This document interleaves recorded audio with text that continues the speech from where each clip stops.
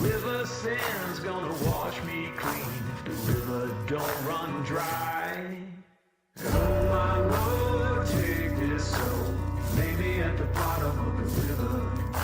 The devil has come to carry me home, lay me at the bottom of the river.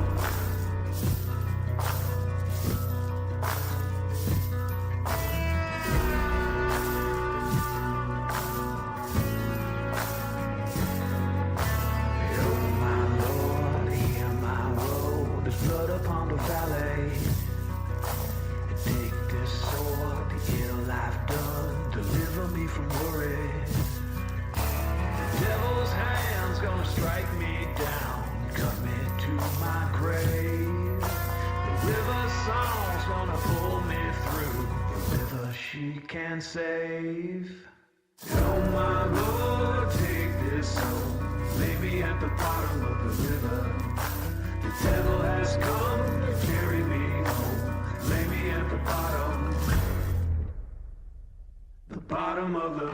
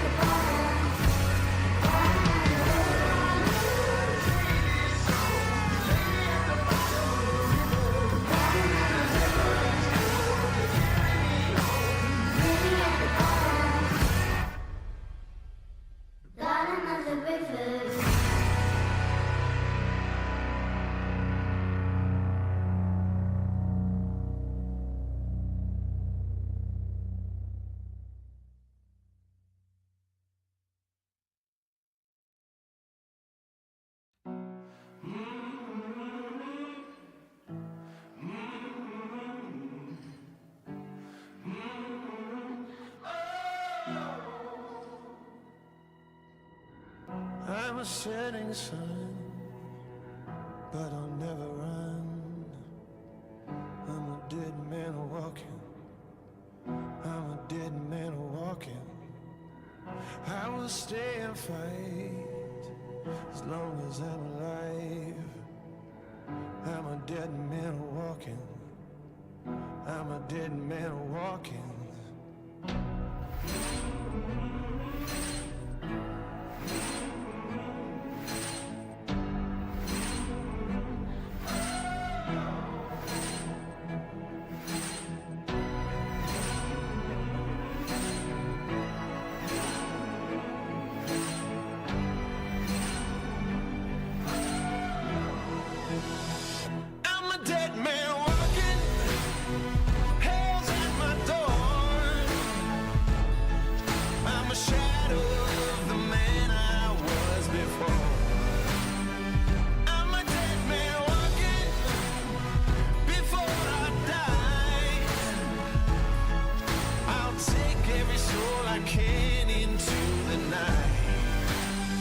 Kill till I die.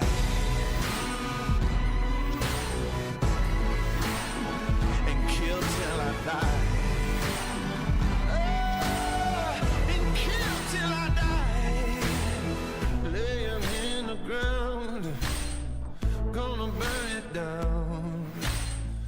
I'm a dead man walking. I'm a dead man walking. Till my final breath, there'll be dust and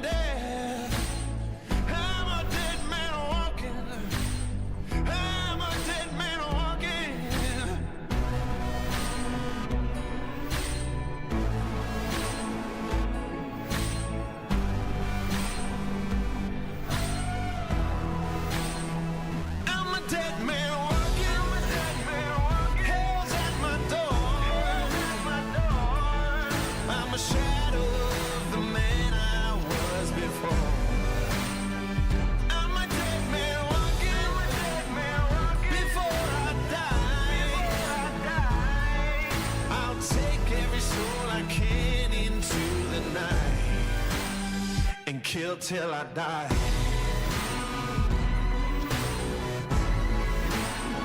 And kill till I die.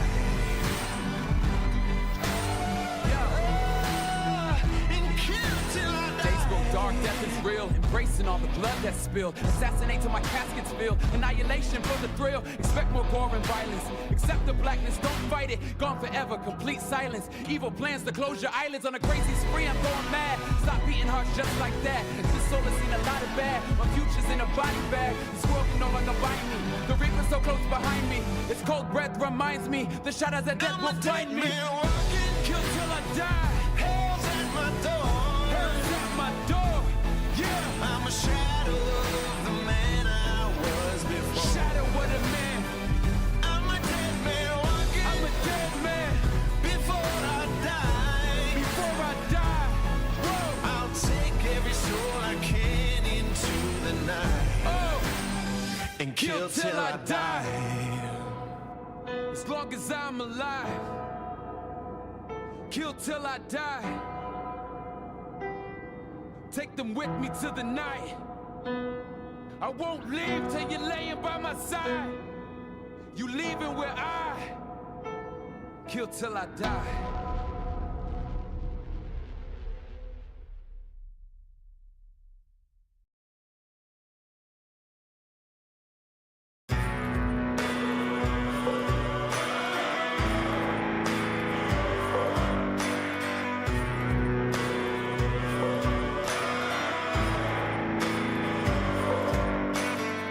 To the wolves without reprieve. Howl at the moon, but I'll break free. Fire in your eyes, you're burning red. God knows I tried, you're better off dead. Digging a 6-foot hole. Open the gates below, 'cause I can't save your soul. Please no more, please no more. You got the devil inside you. You set the church on fire. You got the devil inside you. The devil inside you. You got the devil inside you. Set the church on fire. You got the devil inside you. Devil inside you. Days of rust, nights of rain. Kingdom comes with a ball and chain. Take my life, just not today. Spill your blood, there's hell to pay. Digging a 6-foot hole. Open the gates below, 'cause I can't save your soul. Please no more, please no more. You got the devil inside you. You set the church on fire. You got the devil inside you. The devil inside you. You got the devil inside you. You set the church on fire. You got the devil inside you. The devil inside you. You got the devil inside you. You set the church on fire. You got the devil inside you. The devil inside you. Can't save you now. You got the devil inside you. You set the church on fire. Won't you burn it down? You got the devil inside you. The devil inside you. Can't save you now. You got the devil inside you. You set the church on fire. Won't you burn it down?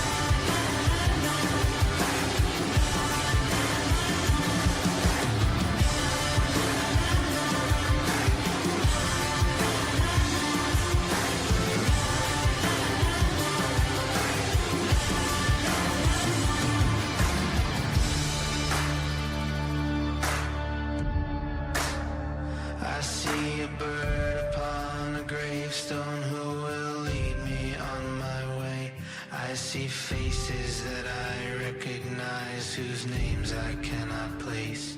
I'm a sinner in the worst way, so please I'm asking you, light a candle, say a prayer for me. There's nothing left to do, 'cause it's a slow farewell. My love, I sing to you, this lonely road runs straight to hell, 'cause it's a slow farewell. My love, I sing to you, this lonely road runs straight to hell.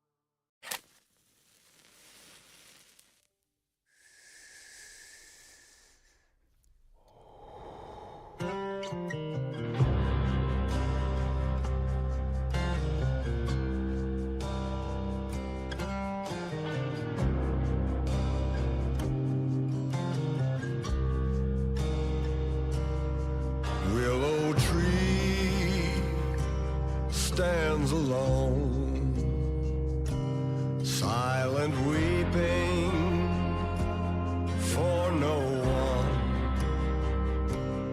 Can you hear how the wind blows in the valley of forgotten souls?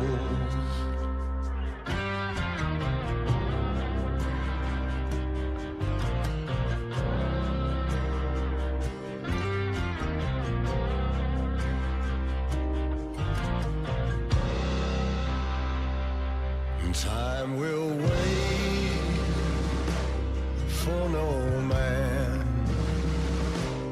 haunting stranger, the devil's hand. Some mother's child never came home from the valley of forgotten souls.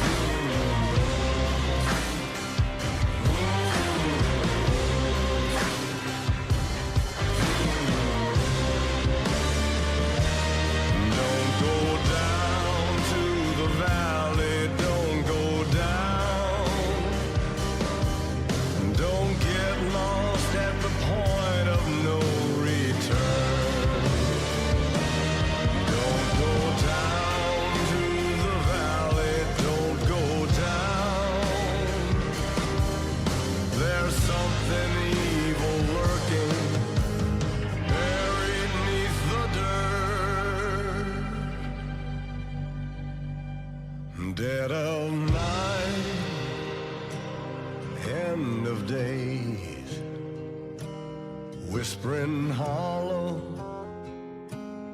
rusted shame, rotted flesh, dead man's bones, in the valley of forgotten souls. All good things to him. Test, test. All right, I'm good. Somebody speak. Check, check, check. Test, test, test. Sounds good. Now let me get a roll, please.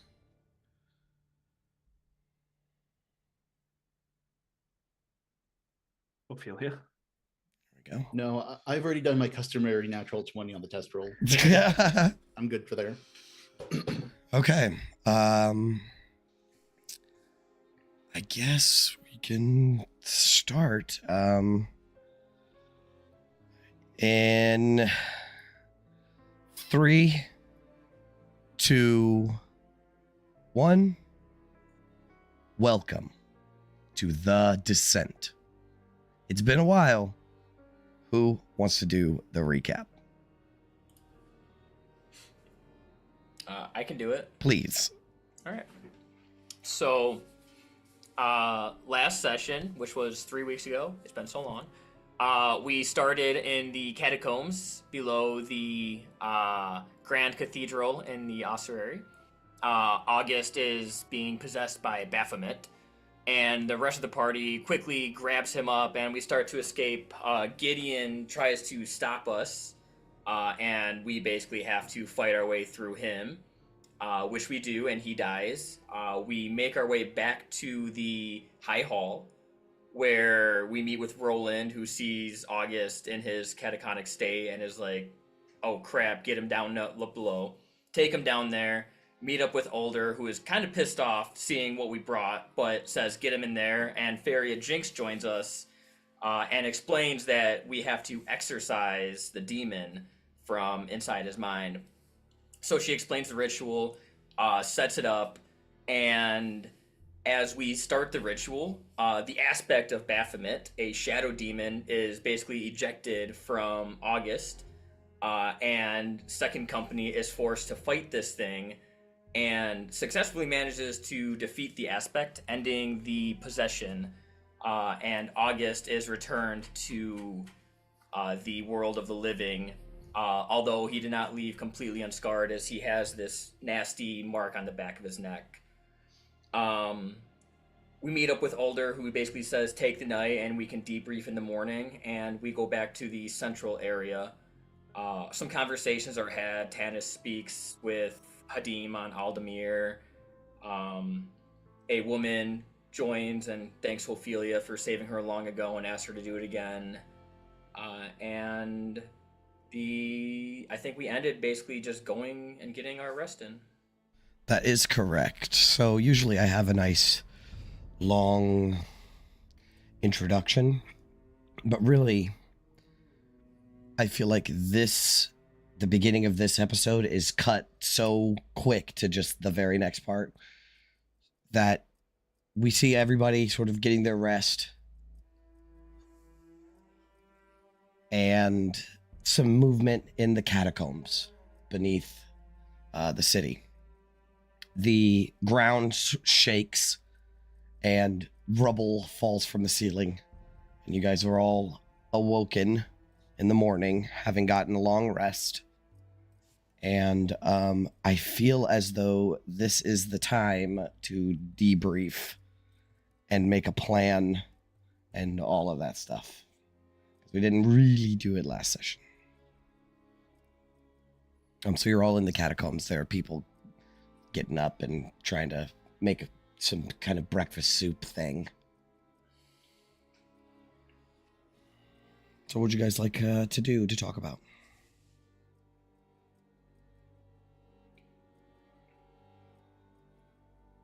Well, with the one foe vanquished, I guess we have the helm now. What next? There's vampires and I don't know what else is calling us.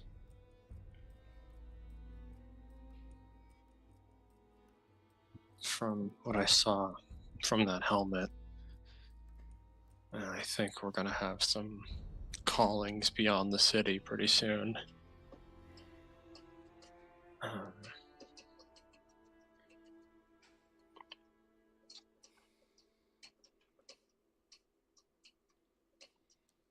The immediate actionable stuff is that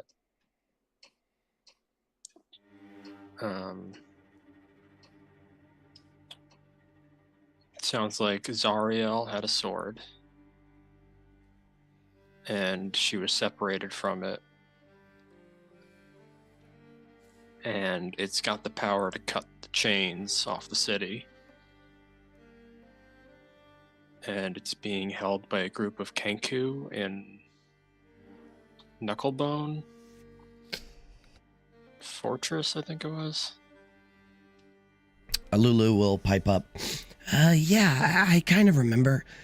Something Fort Knucklebone. Although I don't remember much about it.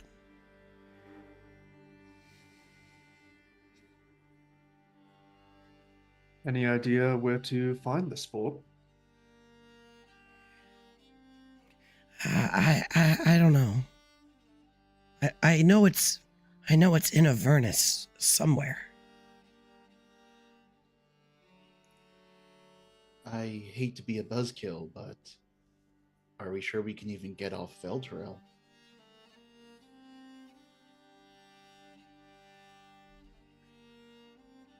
Certainly is a long way down.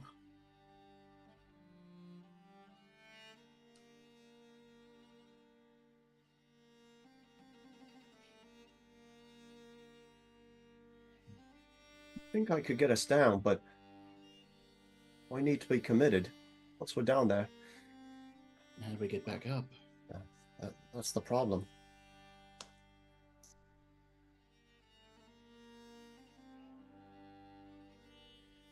At least one of us learned some new spells in that time. We're not getting up anytime soon. Did Ravengard give us any directions? He that we wants to meet debriefed with him? you Oh, okay. today at some point. But you probably reckon that you should get yourselves together before you present to Ravengard. Lulu will say, "Is there anything else you saw in your visions, Gauntlet?"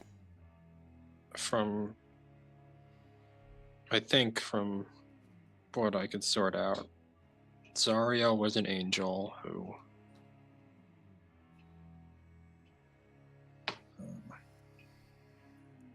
fought with, the High Rider and Lady Yale.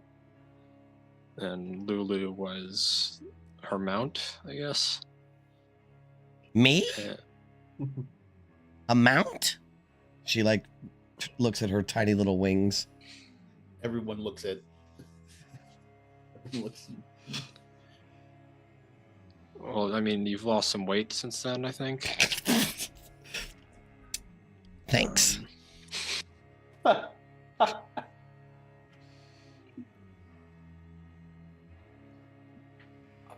Also, isn't severing the chains gonna just drop the city? Aren't they holding the city afloat? Do we really want to cut them?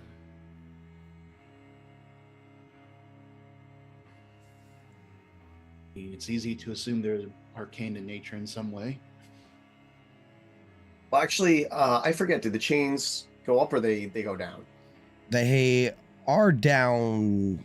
They go down, but why don't you make a Arcana or History check, then? Yeah, sure. I'd assume that they were going up. My bad. Arcana or History, I guess. Arcana, that's a good one. It's the same. Ooh, she's got no idea, right? So, you will recall that Silvira Savicus mentioned that the city cannot fully be Zariel's until all hope is lost in the city. You're not exactly sure how that's relevant in the moment, but that's something that your mind sort of lingers on.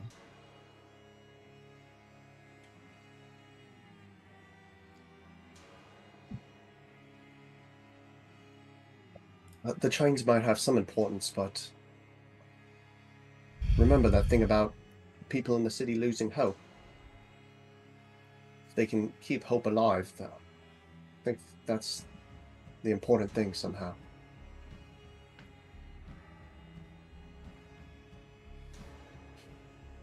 And on that matter, I mean, I know none of us want to take care of these vampires, but there is a bit of a time limit on that now. We'll run out of food eventually. I mean, we don't want to take care of those vampires. I would absolutely smash one into the ground. I want to, but I agree with all your reasonings. It would be near suicide. But unless we can find some other solution soon, might be the route we have to go down. We're trying to keep hope alive. Keeping people fed and hydrated is most important. I mean, I'm working on the mushroom farm, and we have some of those medicinal herbs, but it's not much for now. I don't know if the turnaround will line up like I want it to. Have we seen? Have we seen devils that aren't Hell Knights? Yeah. Okay. The Devil Marauders too, right? In the Mhm. city? Yeah, that is what I'm referring to. Yeah. Yeah. As in devils working for Zariel, or implied, kind of. Sure. I mean, Hell Knights. The Hell Knights work with like Marangons, right? Those are Oh, a that's type true. of devil, right? Yeah. And the spine devils and stuff. But they're also just devils here for some reason that are just killing people in the streets. Because I'm thinking there's a Hell Knight stronghold, and what are the chances they might have some sort of way to get onto the surface of Avernus?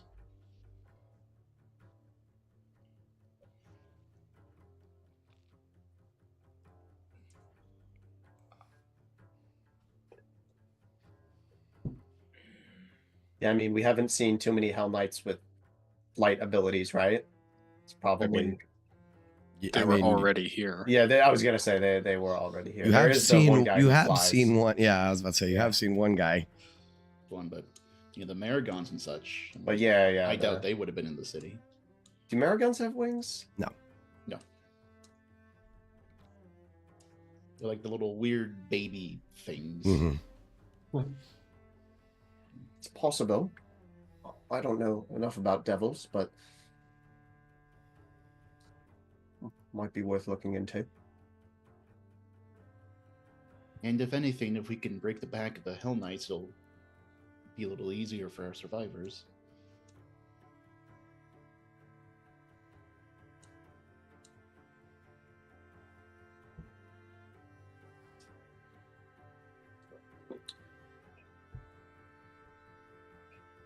So what's the plan then, Gauntlet? Solidify the area here? Make sure Hope is still alive? I mean, Alterel is our first priority. It's the whole reason we're here in the first place.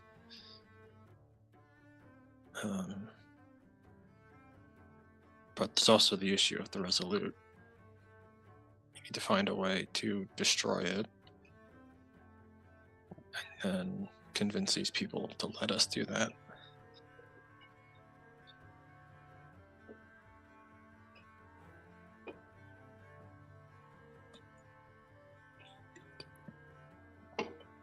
Bargain was we bring back the helm and we get to destroy the Creed Resolute, right? I feel like that was in order before we went on the suicide mission. Can we replace one religion with another? Well, Creed has failed, perhaps Torm succeeds? That's what happened with the Order of the Companion. I mean, this was not the first religion in the city. All religions are replaced in time. Yeah, I think it might be easier said than done, though.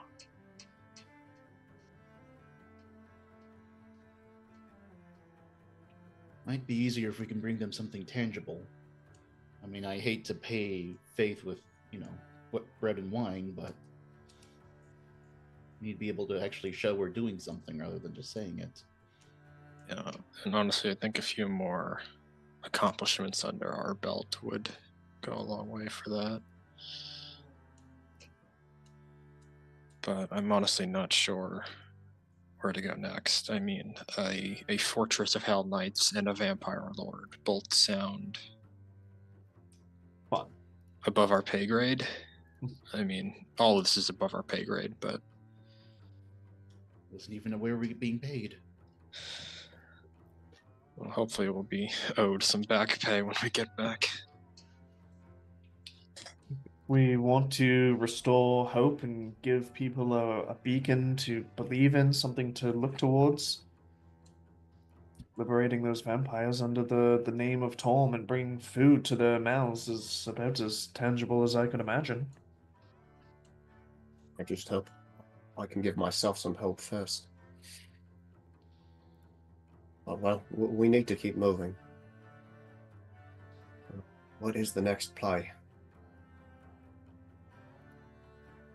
We take these options to Duke Ravengard and I suppose see what he thinks. There is the other bridge. In the short term, that's the only thing I can think of right now. They said that that was well fortified by the Hell Knights. I feel like taking that would be a victory for the sake of a victory. Problem is they'd also have to hold it. Yeah, that's the hard part. They're already stretched thin here. All looking like dead ends. Maybe Duke Ravengard has something up his sleeve.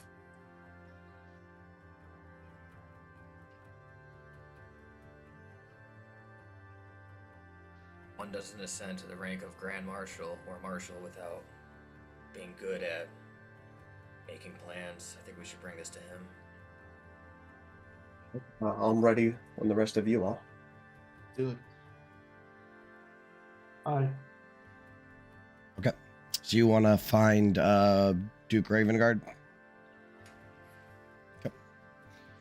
He's just been up and moving since before you guys were awake, and as you approach him, he's just given orders to some of his freedom fighters, and he sends them off as you approach. And when he turns towards you, you can see he is so tired. I mean, he's just exhausted, and he's looking gaunt. His armor just seems to swallow him almost. But when he sees you, he turns towards you and says, "Gauntlet Elderfire, are you feeling any better?" Much better.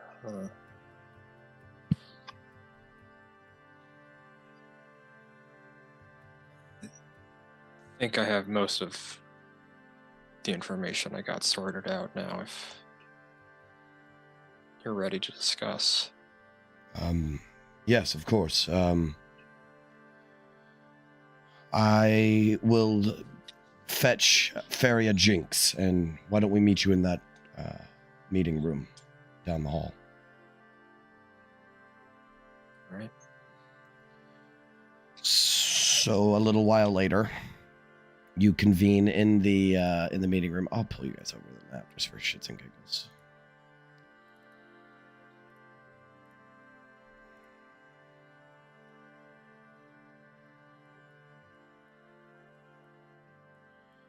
So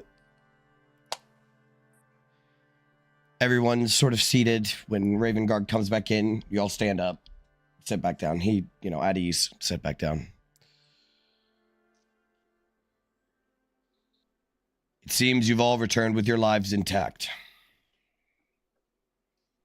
Though from what I've heard so far, it wasn't without its hardships. But I must know, Gauntlet Elderfire. That helm, did it grant you any visions? It did.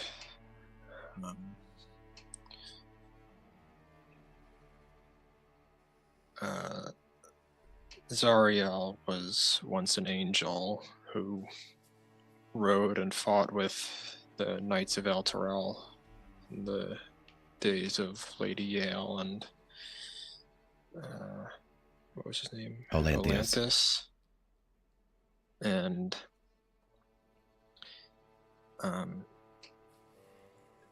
she ended up fighting in hell, so I can only assume it was the ride.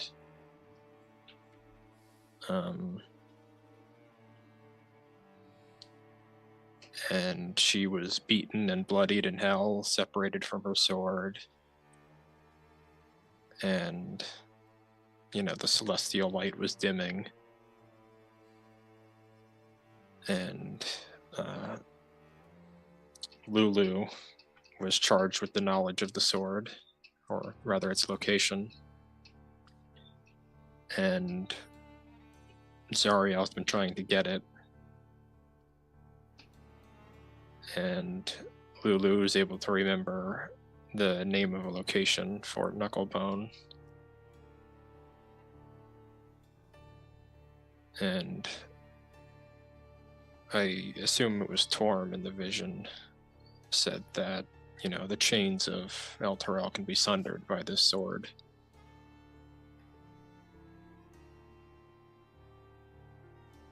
So,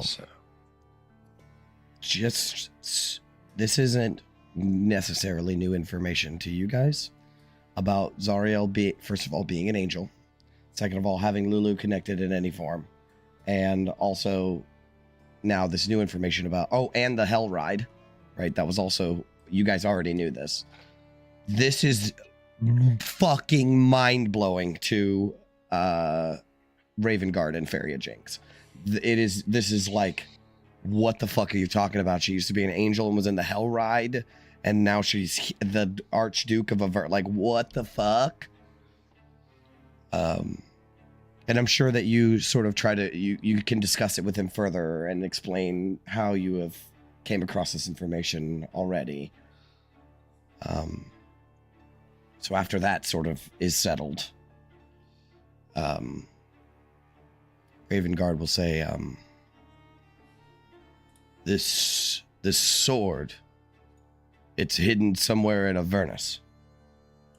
I believe so. There was mention of those who talk with voices borrowed and a bunch of black feathered figures, so Kenku's come to mind.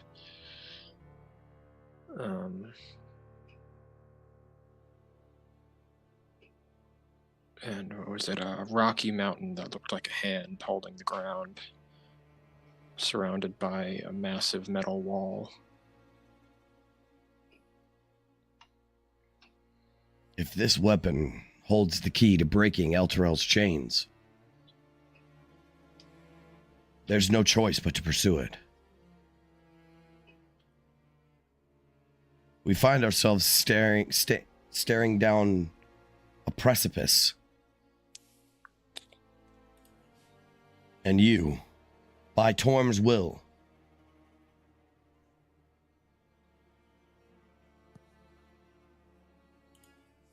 are the ones granted these visions. It wasn't by chance. They're not idle whispers of faith. You've collected every piece of the puzzle along the way. Torm has guided your hands, your feet, your very hearts to this moment, and he's chosen you. And if Torm has chosen you, who am I to question it?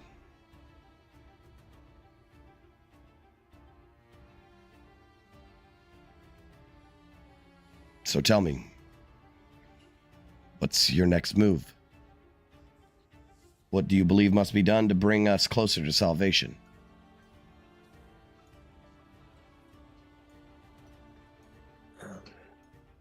Honestly, I'm not entirely sure. All of our current goals seem,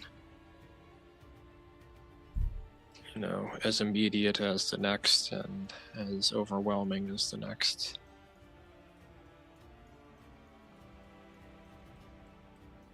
The blade, you must pursue this blade as soon as possible.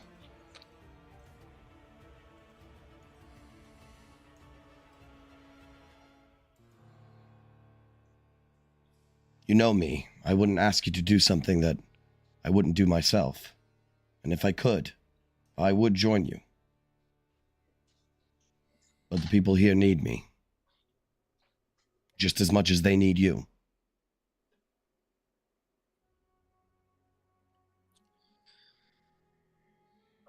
The only plan that comes to mind immediately is jumping off the side of El Terrell, wandering the waste of Avernus until we find somebody we can get information from. Because I don't know any other places to get a lead from on this fort. That may be our only option. I'm in an unfamiliar land. I wish I could give better advice.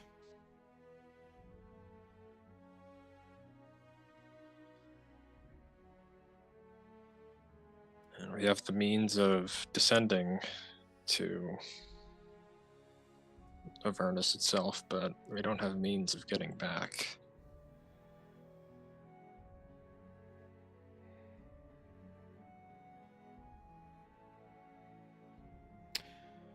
Raven Guard will sort of, put his head in his hands, just trying to think.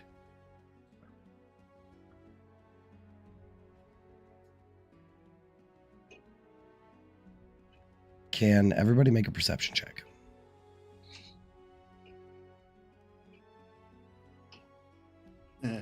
Two.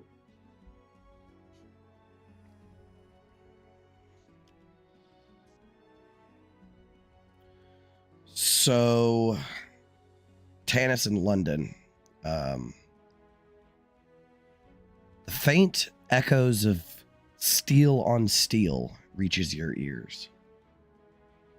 Distant but undeniable.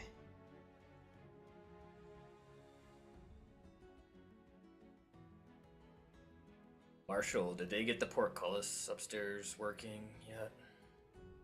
We haven't got a chance to. Can't really spare the manpower to fix it right now. Suddenly, a flaming fist soldier bursts into the room. Blood dripping from a wound down her temple, and she holds pressure on her side, blood coating her gauntlet, and she braces herself against the doorway. Marshal Ravengard, they're here! The Hell Knights! They've breached the courtyard! They've made it into the cathedral! We can't hold them back!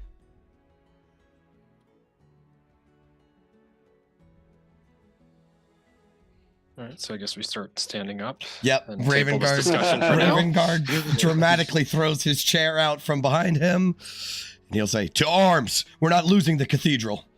Not again. Not today. Second company with me. If we lose the ground above, the survivors down here don't stand a chance." And... Don't say it so loud, though. Yeah, bro. There's a kid walking by the door at that moment. But before we continue, Yeah. It's been a long day, right? Like, I know there's no day and night, but like we've been up for a while, correct? No, it's still early. Oh, okay. You already we got your just long slept. rest. We Mhm. slept. Okay. Yeah. Okay, you just making sure about that. Yeah. Ravengard will put a hand on the soldier's, chest and be like, "You've done your part. Go find a medic." And he will stride into the catacombs, just start shouting orders. "Men, form ranks. We hold these tunnels at all costs. You three, reinforce the northern corridors. Archers, behind. I need a volley if they breach the stairs.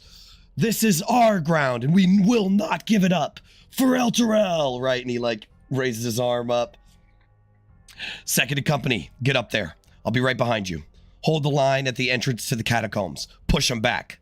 Stop them at all costs." All right, let's rock and roll. All right. You guys head up the stairs? Twist my arm. I Sweet. guess so. Hot start. Oh, Oh shit. wow. My goodness. Hold the line. Hold the door. All right. Let me set up the map a little good better. Yikes. Oh, there's some good guys in here too. Oh, yeah.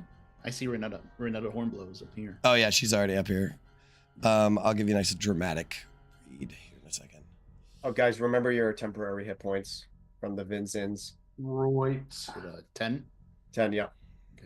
London, are you full health? I should be. Yeah, we just long rested. I see 28 out of 39. Oh, there we go. There we go. All right. So, as you guys ascend the stairs. Some other guards are there before you, and Raven Guard's right behind you. Although he's like not joining you in this specific section of the combat. The thunderous clash of steel echoes through the vaulted halls of the High Hall Cathedral. Now a battlefield drenched in blood and flame. The banners of Elturel hanging tattered above the chaos. Flaming Fist soldiers, Hell Riders, and hardened survivors fight desperately to hold their ground against the infernal tide. Spine devils wheel through the air. Renetta Hornblower and Fist Colin charge into the fray. Renetta just knocks over a Hell Knight with one swing of her hammer. Across the room, you can see Man Up Roland, who locks blades with a Hell Knight champion. And you will see a Hellhound leaps towards Hamilton as Hamilton, leans back and shoots 2 arrows right as it and it sort of lands on top of him. He has to push it off of him. You will see that 3 Maragon begin to, just 2. 2 Maragon begin to approach the entrance as you guys emerge. Their halberts at the ready. Suddenly, the ground erupts in a fiery circle. Hundreds of ghostly shapes claw their way from the ground, dragging a dark figure up with them.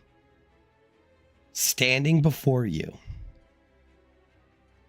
is High Knight Fox Rowley, a towering figure wrapped in black, jagged armor. Iron chains coil around his body, each link glowing with the names etched in infernal script. A tattered black cape hangs heavily from his shoulders. His helm is shaped like a horned devil's skull, but there is no flesh within the helm or beneath the armor, only a void of shadow. Around him swirl spectral figures, flying all around him. Their faces twisted in silent screams of pain and despair, a haunting orbit surrounding him.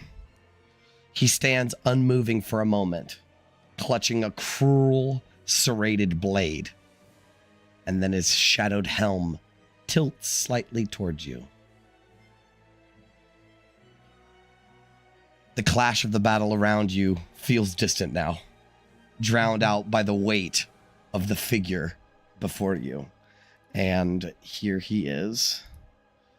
Have we met this guy before? You have never met him before. But you have seen him fly through the sky. Oh, That's the flying one. Oh, boy. Let me find... Here he is. Right. So that's him. Oh, my God. Ooh. All right, I'll get the Marigons, you guys. So I need everyone to roll initiative. Let's go. Come on. Oh my God, That London, tracks. you are on it. Let's go.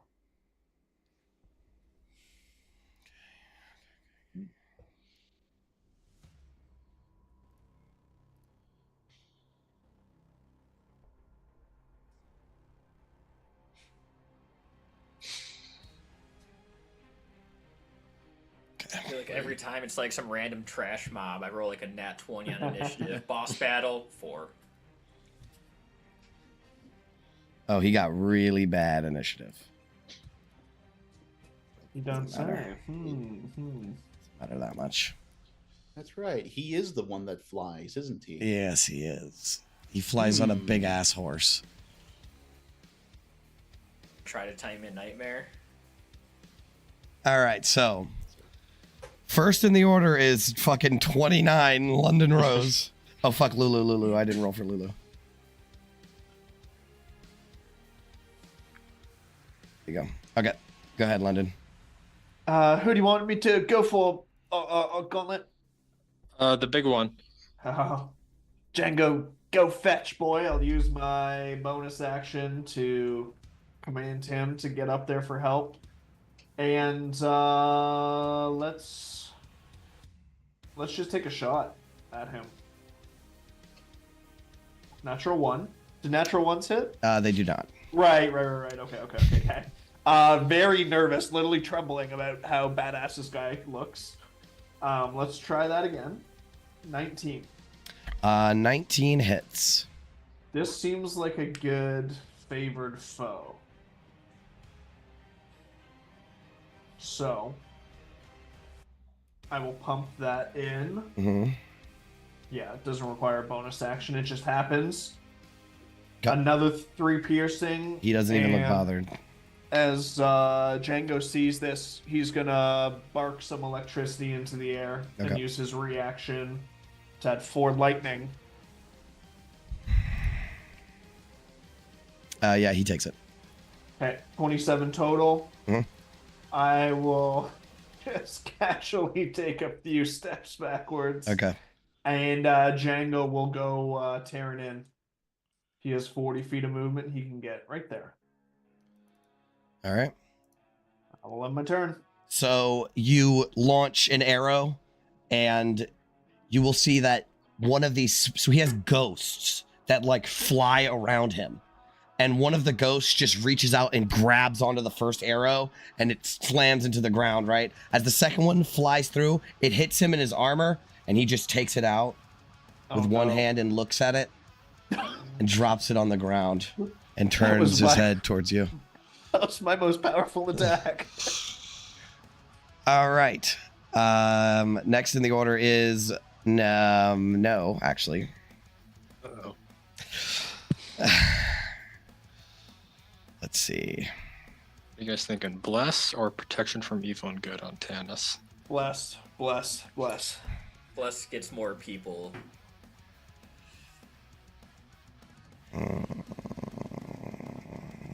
No, he likes his place right there, honestly. All right, he's not doing nothing. All right, that's in nothing. August, you're up. I will do a second level bless on everybody except myself, and I guess Lulu and Django are excluded as well. What does second level do? Lets me get more people. Oh, just more people.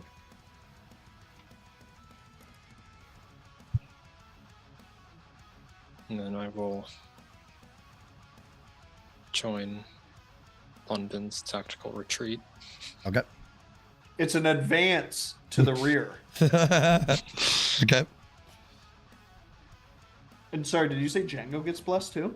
No, Okay. only the humanoids. That makes sense. All right. Anything else? That is all. Ophelia. She's going to run up to there, 25 feet. Okay. So as soon as you get close to him, you can feel the ghosts that are flying around go through you. And it's almost ice cold, which is so bizarre because it's hot as fuck in here, right? Like this is hell. But the ghosts fly through your body, and you are currently in his aura of faithlessness.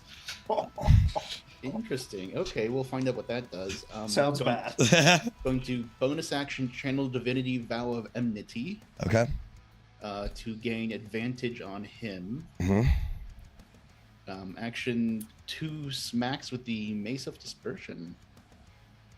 Oops, sorry, that should have been advantage. Oh yeah, it's advantage. So this is the same one. 16 plus 4, 20. That 30, hits. 20. That hits for 6 bludgeoning, 3 radiant. She's going to pump a divine smite into him, Okay. second level. All right, go ahead and roll that. So But something that's- happens to you when you hit him. Oh no. So Do you have any divine- 8th level divine smites you can pump in there? Not quite yet. So, sorry, that's 2d8. Second level is 3d8. Is he a fiend? He is. So 4d8. Yep. Woo! Okay. D8. 32. Not quite. 12. All right. Looks good. So that's the first hit. So when you hit him, and when a creature within 10 feet hits him with an attack, he can use one of his chains of suffering. So he will, when you strike out at him, you're on his left side, or you're on his right side where his sword is. With his left hand, he will just take a hand and put it out towards you as chains, the chains wrapped around his body shoot out towards you. So I got to make an attack. Sinful chains. 12 to hit. Does not hit. Okay. All right, is that it? Yeah. Okay, second attack. Mhm. Use dispersion advantage. Do 15. That misses. Okay, that'll be my turn then. Okay. He is going to use a legendary action.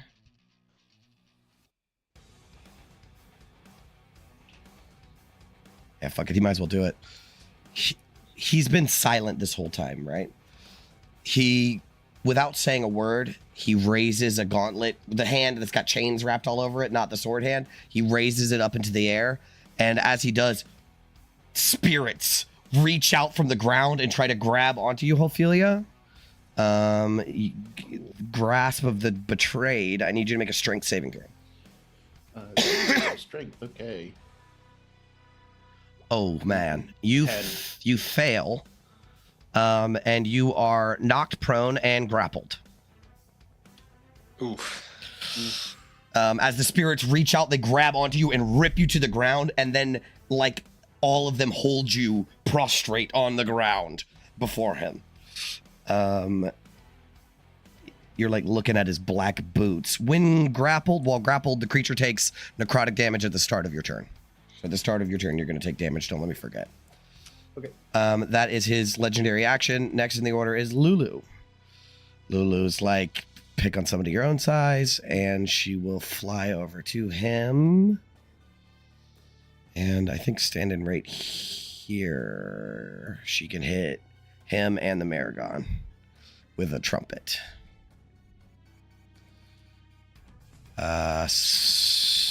Somebody roll 48 plus 4, please.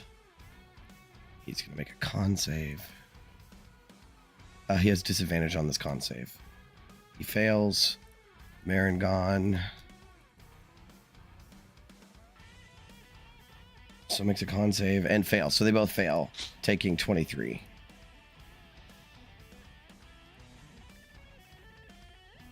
All right. I think the Maragon to the north is almost bloodied. And that is Lulu's turn. Next in the order is the Maragons. Well, look who's prone. Here comes a halberd for you, Ophelia. A crit? Not very much. 9 damage. And he makes another one. 21. Yep, that hits. 8 damage again. Or, I'm sorry, 9. The first one was 9. The second one's 8. And because there is a allied fiend of challenge rating 6 or higher within 60 feet of him, he gets to make a third attack. Oh. Yep. That's a 20 to hit. That hits. For 13. 13, all right. All right. That was that one's turn. This one's going to go for Lulu, I think. Does he... Halberds have reach, right? Yeah. So. All right. He's going to slam out at Lulu. Lulu gets hit for... You guys are on fire with these rolls. Shit. Oh, man. I accidentally gave her -2 health. 36. 34. And let me just go ahead and make his other 2 attacks. Oops. One too many. The second one misses... Or, I'm sorry, that's... Whatever. All right. She takes some damage. She's okay, though, because this is halved for her. That is the Maragon's turn. Next... Actually, Rolly's going to use his last legendary action to make an attack. And he's going to hit Ophelia with his guilt-stricken blade.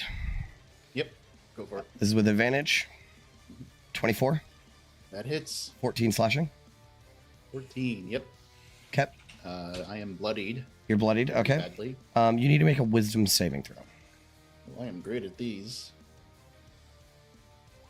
Oh, I am great at this. Natural 20. So something interesting happens. He slashes down at you with the blade, right? It cuts right into your chest, and you're so wounded. But as soon as the attack hits, your eyes like open up as you get a vision. It's very brief. You see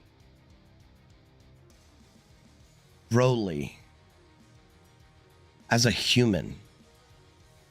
And you've seen him before like this. And he stands in full ceremonial armor. and he shakes the hand of a young recruit. And resting on a throne behind him is Thavius Krieg. And then the visions fades. You are not affected by it in any way. Next in the order is Ben Boondiggles. All right, Ben Boondiggles will. I think she's going to cast Fairy Fire. She was hoping to get all of them, but this Maragon moved up just a space. We don't want to get the allies in it.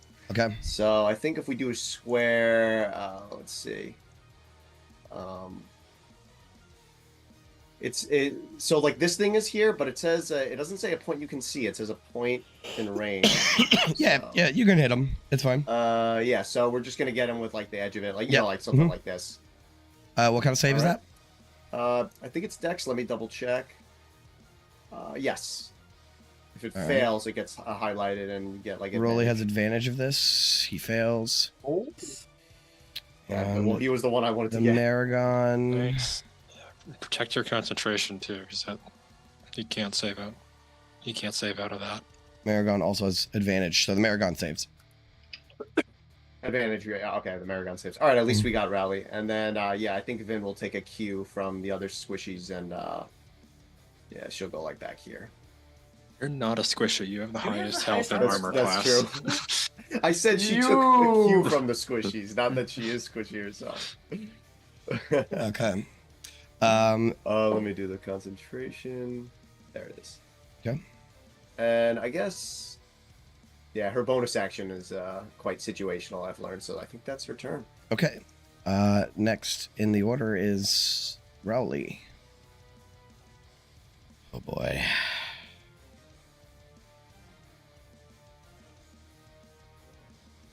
Gentlemen, it's been an honor. I think it's true. I think he's going to use what's called Soulbound Strike. It's a recharge ability, but it's just like a very, very powerful attack. So he will take his guilt-stricken blade, rise it up into the air, and try to drive it into your chest. And as he rises it up into the air, the spectral figures that surround him sort of funnel into... Have you ever seen, or you know, in Lord of the Rings when Minas Morgul has like those spirit, the like shoots into the air, you know? He like raises up his blade and like spirits sort of fly up into the air with it, and he's gonna stab down at Ophelia. Yep. So this is a Soulbound Strike. That one, let's go. Let's go. He has got advantage. 24 to I hit. that he did roll up that Yeah, one. 24 hits. She is dead. I will I mean, attempt the unconscious silvery also. barbs. Okay. To try and prevent that. Okay. Just So double it's- checking it's got a 60-foot range, yeah. Alright, so yeah, he's just got a It is a reroll. 60-foot range? Okay. Yep. All right. We're using the far left roll. 21. Fuck. At least it wasn't advantage with that crit, baby. Holy fuck. Okay. Bad. So, Ophelia, you go down. Yep. Oh, man. Ophelia is going to She's die. unconscious. All right. Well, now, I guess now is the time to tell you guys that you can't regain hit points while within 10 feet of him. Fuck, that ruins everything. That's not good. So that's bad. And he still has another attack. So it looks like to me that he is going to stab Ophelia again. You gotta do what you gotta do. Because none of your friends came to help you. They all said, Unless let's the initiative let's order." walk backwards, said everyone. Yeah. You try. Not Can't only believe I did got- we I got so tannist right now. I can't. We got fucking Tannis, bro. use it as a verb. All right, so he's going to try to strike down at you again. All right, that's 2 failed death saves. Oh, I thought it was It's 13. advantage. I'm like, yeah, fuck. All right. So that's 2 failed death saves. Mhm. I think he's going to leave you to your fate there. I think he's just going to... Oh, he's going to kill this little fucking stupid thing next. I don't think he has any more attacks, though. Oh, he doesn't. All right, that's his turn. Next in the order, Tannis. If I... Go ahead. I hate to metagame, Mm-hmm. but I also want to make sure people don't forget, because you would remember. I'm going to take damage next round. Oh Start my my turn. God, you are. I know. I'm trying to figure out how to get you Yeah. hit points. I was gonna ask. So is she's grappled right now, right? on the ground. Yeah. So if it would be an action for me to try to drag her Break out of the that, grapple. Yeah. which means I don't have an action to fucking pour. Well, I go right before her, so just get her out of the area. Okay. I mean, do they get attacks of opportunity if I drag her out? No, on you, but not her. Right. Yeah, that's fine. I can live with that. Let me just make sure I have enough movement to do all I need. Can a player character choose to fail a save if they're unconscious? What do you mean? Vin has Oh. vortex warp, and she You're goes not- right before Fox. You're not going to make it in time. We got to do it before Yeah, Ophelia's yeah, turn. before- Ophelia's it's turn, right? legendary Because she takes action. damage on her turn. Oh, on Take her. dam- Oh, yes. She's grappled. Yeah. The grapple, you take a necrotic damage because the spectral hands are like digging into your body. Oh, yeah. You think that's gonna be enough to like really take her out? Yeah. Well, any damage is a Any damage is a failed Yeah. save. Yeah. Yeah, it's a failed save. Yeah, it's not. She's great. got 2 fails right now. Yeah. So So Oh, one and she more, already she's has dead. two fails. Yeah. She has 2 fail saves right Oh, now. I thought it was only one. Oh, No, jeez. it's two she's for dead. the- Oh, yeah. Okay. Yeah. Okay. So if I get her to that square, is that still in that aura? I'll be nice and say no. Okay. I appreciate you being nice. I'm going to run 5, 10, 15, 20, and I'm going to grab Ophelia and try to drag her. All right. So 5 you have feet. to make an athletics check to break the grapple. Yeah, I got that. Please don't fucking suck right now. I have bless. Right? Oh, okay. it's not going to apply. But you're you make good. it. You're good. It's a DC 14, so you're good. Okay. All right. I will drag her 5 feet that way and get her out of that aura. Let me just check something real quick. They want some attacks. on Yeah. her. So the this Marangon gets an attack on you. That's perfectly fine. 14. 14 is a miss. Okay. I dodge under it as I grab her and pull her. Mhm. All right. All I have left is a bonus action, so I'm gonna go ahead and just cast Hex on Rolly. Rolly. Okay. Yep.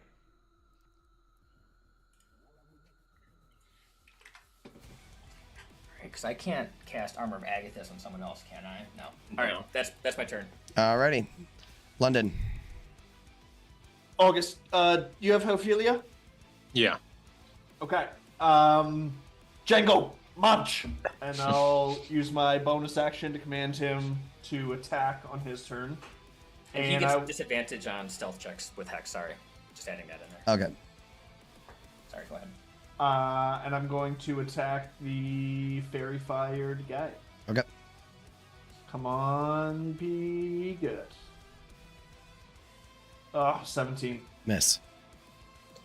Come on. 19. A hit.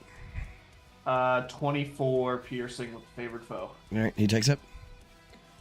That's all I can do. Django will. Or lightning damage. Yeah. Sorry. Infused strike reaction. Pump another 4 lightning in there. All right. And then Django will take the bite action on his turn. At advantage. Natural 20 for Nice. the kid. Why not? Yeah. Nice. But this is not. I don't think his bite is magical. Okay. Yeah, it's not. So, whatever. I'm Yep. assuming that Got he it. halved. Mhm. Good job. Get in there, buddy. And my turn. Okay. At the end of your. Uh, Actually, I hate to do this, but it's looking a little dire in here. I'll move up. Like an idiot. Like a complete idiot. Ugh. Okay. All right. At the end of your turn.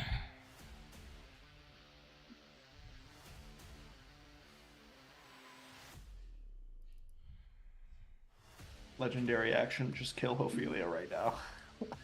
Good. You will see flames erupt from the ground around. Man, dude, you know what? Oh, this sucks so bad, guys.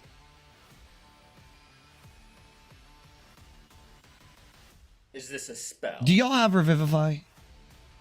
Yeah. Wait. Yes? Question mark? Yeah. Okay. Well, here's the thing. Yeah, no, She I died. know. Are you saying I walked forward into the fray for nothing? Yeah, because really what's happening is I gotta do this like how this guy would work, right? And what's happening is Tannis runs in, grabs Ophelia, pulls her out. He has a legendary action to move.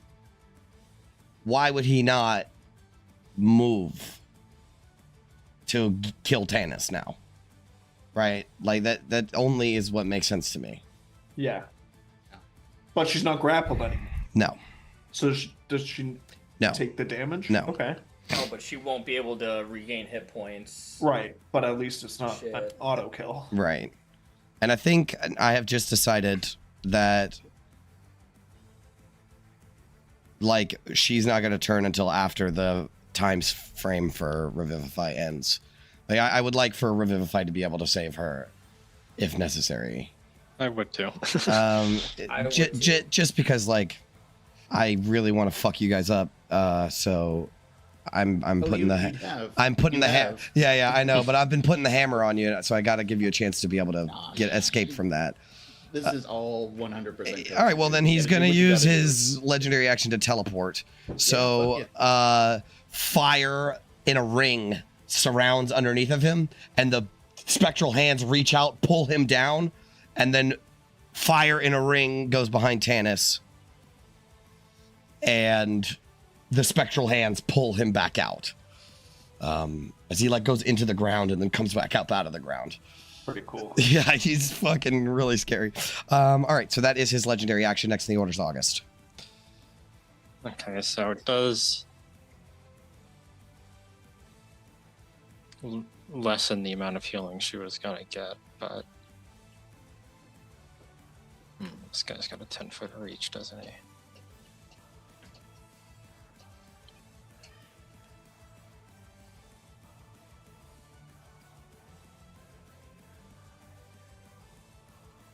Damn, you know, he does have a 10-foot reach. I forgot to hit Tannis earlier. Do you want to take it? No. No, I thought you I'm did doing the fine. Reaction already. You did the reaction. Oh, he did do Miss. his reaction. Yeah. On... No, he did On his Tannis. reaction on you. Nope, tennis. No. My Marengon Yeah, struck you've it. gone. My guy has Rolly 10... has a 10-foot Rolly has a 10-foot reach. Oh. He has his My bad. chains. All right, I have between Misty Step and movement, I have 10 feet of movement left when I get here. Okay. Can I, with my remaining movement, shift Ophelia over one square to the right? How much movement do you have? 10 feet? Yeah. Yeah. Okay, and then still have my action? With a Misty Step. Yeah. Yeah. So just get her out of the aura, Mhm. and then I cast a spell this turn, so I'll have to use the healing hands thing. Okay. If I can find the macro. Oh my goodness. All right. He's alive. Yeah. It is. Important. It's more she's than up. 0. Those two Yeah. death saves went away, so that's all that really matters. Yeah. Oh. Oh boy, I'm sweating. I gotta take my sweatshirt off. Also, I don't know if you saw what Gio said. His internet cut out, so someone might need to run Vin for a little bit. Shit. Hope Finn likes playing on the front line, baby. Oh, don't give her to me, because she will be totally right up in there. Oh, dude, we need that fairy fire up. Keep her out there. Okay. All right, that's your turn, August. Yes. All right.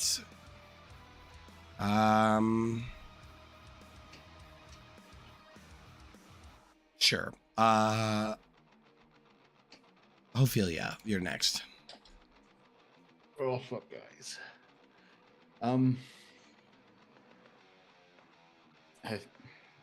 Well, she's going to stand up no matter what. Yep. Half her movement. Give herself 25 hit points. Yeah, so the Maragon like hits down with his halberd. You have to roll out of the way and you jump up to your feet. Yeah, just lay on hands, 25 myself. 5. No bonus actions I can do, so that is it. All She's right. up.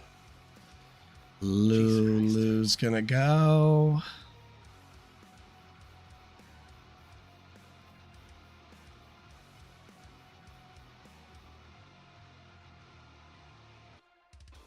I guess she's gonna use another trumpet. She has to. She can just blast from there and still hit him, so she'll do that. What was it? Somebody roll 4d8 plus 4, please. Rolly has disadvantage on this. Oh my god, where's Gio when you need him? 1, 2, 3, 2. He succeeds anyways. So he takes half. All right, that wasn't so bad. Lulu's a little shook by the situation. All right, that ends Lulu's turn. Rolly's going to use a legendary action.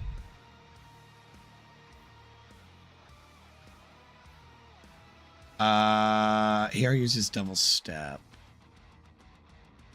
Fuck it. He'll use the Grasp of the Betrayed again. So, Tanis, make a strength saving throw, please. Strength saving throw. Wasn't Raven Guard right behind us? Yeah, he's actually he's in the fray. You succeed. 21. As the spectral hands come out and grab at you, you kick him off. And that ends his, that's his legendary action. Next in the order is the Maragon.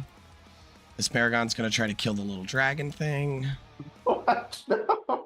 No. 16. Glancing blow. Okay, 3 damage. All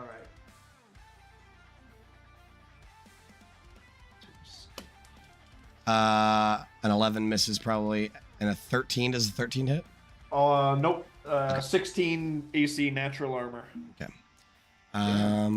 This Maragon, he's looking right at Ophelia, so. Yeah. I'm pulling out all the stops here. Uh-huh. Django's AC is 14 plus proficiency bonus, right? No, just a 16 natural armor.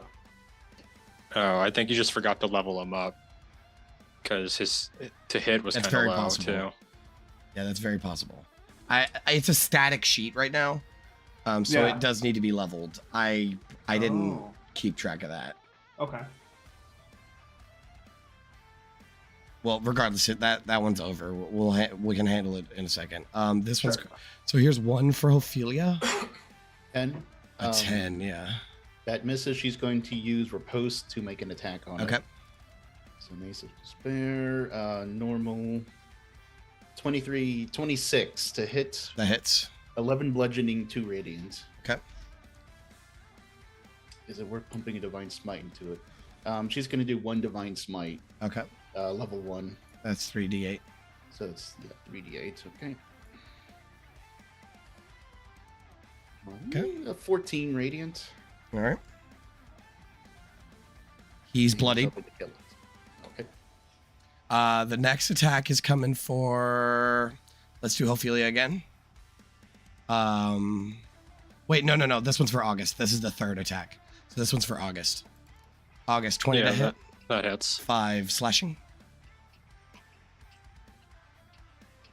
And go ahead and make that con save for me. Yep. Oh, okay. All right. That's the Maragon's turn. Next in order is Vin. I'm sorry. I hate to Mhm. do this to myself, but you only rolled 2 attacks. No, I did You first attack. I the attack. 13. Oh, okay. Well, then there is one more for you. Just want to make it fair. Yeah, no. 14. That messes. Oh, well, it worked out. Vin, you're up. Okay, what my internet cut out. What did I miss? We got Ophelia back up. Yeah, I see. I guess that's all that matters, really. Yeah. And High Knight is now assailing Tannis. Tannis, yeah.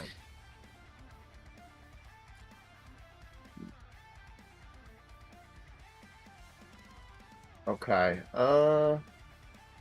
Yeah, Ophelia looks okay. Then we'll just blast him. Can't. Yeah, that's too messy to do, like shatter or something. Okay. At it. Ooh, Nice. the 31 to hit. That hits. Better. Very nice. All right, he takes the damage. All right, and the second one. That hits as well. Oh. Vid with the 17 rolls, lightning. whatever you Rolls, need her. yeah. You have Yeah, with the advantage, blast, so too. might as well crit fish. Oh yeah, that's Um, right. That's right. My own advantage. Yeah, just okay. one more with advantage. It's the lower damage one, right? Yeah, we'll just do that. Well, I'll Ah, just all right. keep. I'll just keep the damage. No, Yeah, you get to roll yeah. 2 more. That's why I'm saying roll with advantage. Because the first, all of them are with advantage. So I need 4 total rolls. Yeah, so this is for the first one. Sorry, I did them out of It's order. okay. Oh, okay, no crits. Yeah, So no just keep crits. the original damage. Yeah, I'm keeping the original damage. Okay. Anything else? That think she'll hold position. Okay. All right. It is now Rolly's turn. So he is going to see if he gets his powerful attack back. All right. Well, he's going to use that immediately. Oh. Shut the. No, bro. I got my reaction back. That would be a crit. Yeah. Bro, All right. Barbs. All right. You barbs it. All right. Got to. Thank Thank God. you. Thank God. With a fucking 12. Oh my That's God, why you thank do it. Love you, August. All right. Wow. He still gets one more attack. More than I could possibly ever heal. Yeah. Another 12. Fucking Tannis. misses. Oh my God. Damn. All right. That ends his turn. Next thing orders Tannis. All right. So my this heart's guy, hold pumping on, a hold little on. bit. This guy, he's got these spirits that fly around him, right? And they're like, every time they go through you, it like almost chills you to your bone, right? And he's just slamming down with this sword, and its rubble is flying up every time he misses, and it hits the ground. You have to dodge out of the way as we get the slow motion of just this serrated blade going right past your face. All right. Yeah, my heart's pumping. Tannis' heart pumping. Let's I have advantage on this guy. I have him Fuck him up so hexed. bad. I see no reason why not to attack him at this point. Okay. So advantage. A Kopesh, 21, That hits. or yeah, that just rolled really bad. And Mhm. I'll go ahead and pump that Genie's Wrath 3 thunder damage in. Okay. And then hex too. I forgot about the hex damage. 6. Mm. Extra Ooh, hex damage. nice. Make sure I put that. All right, he's bloodied. All right. Nice. After you hit him, he is going to use his reaction to make a attack on you with his chains. Okay. 19. Yeah, that's fine. I will.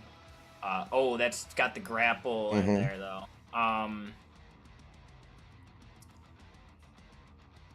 So question on mechanics. Now, if I parry this and I reduce the damage to 0, am I still grappled? Yeah.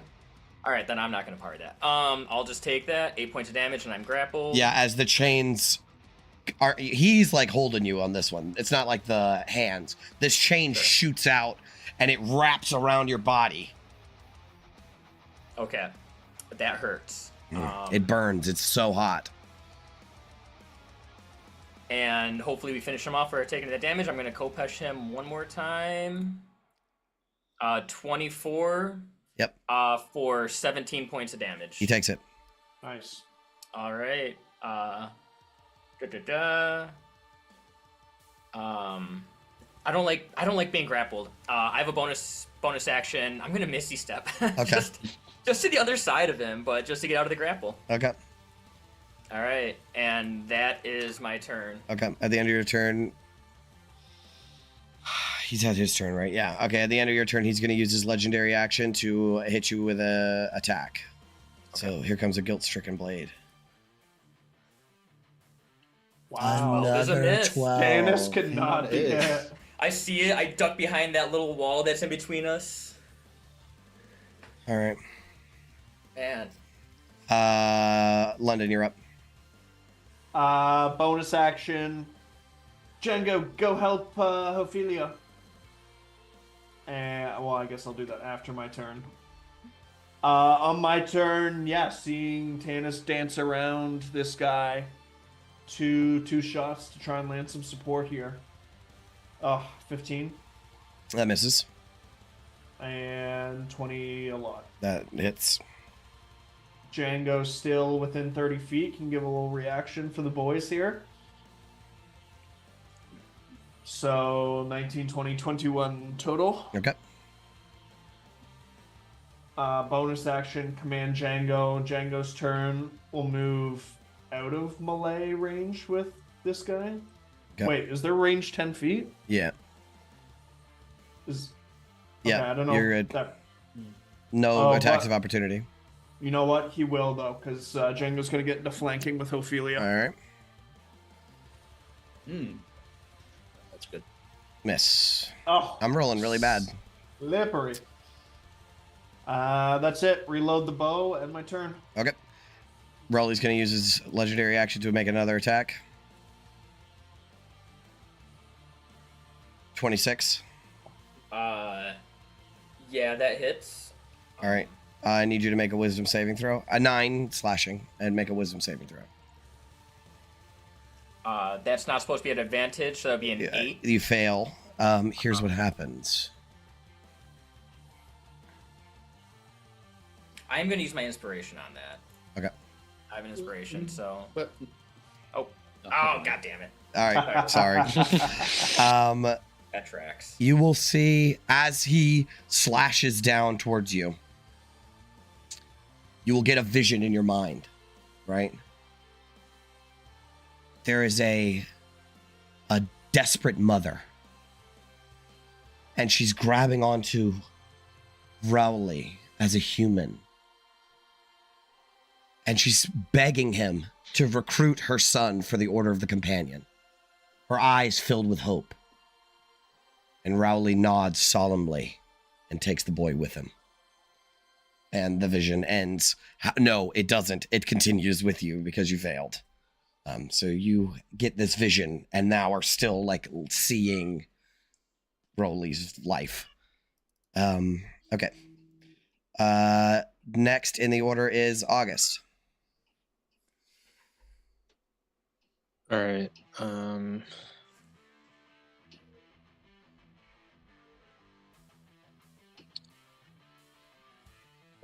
Should have measured this out.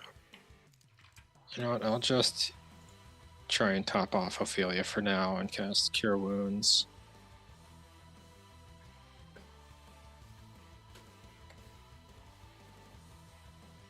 Okay.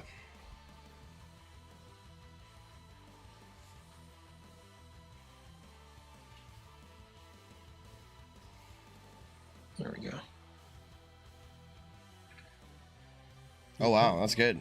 That's All 13. right, 13. Awesome. Wow, Not too shabby. topped up.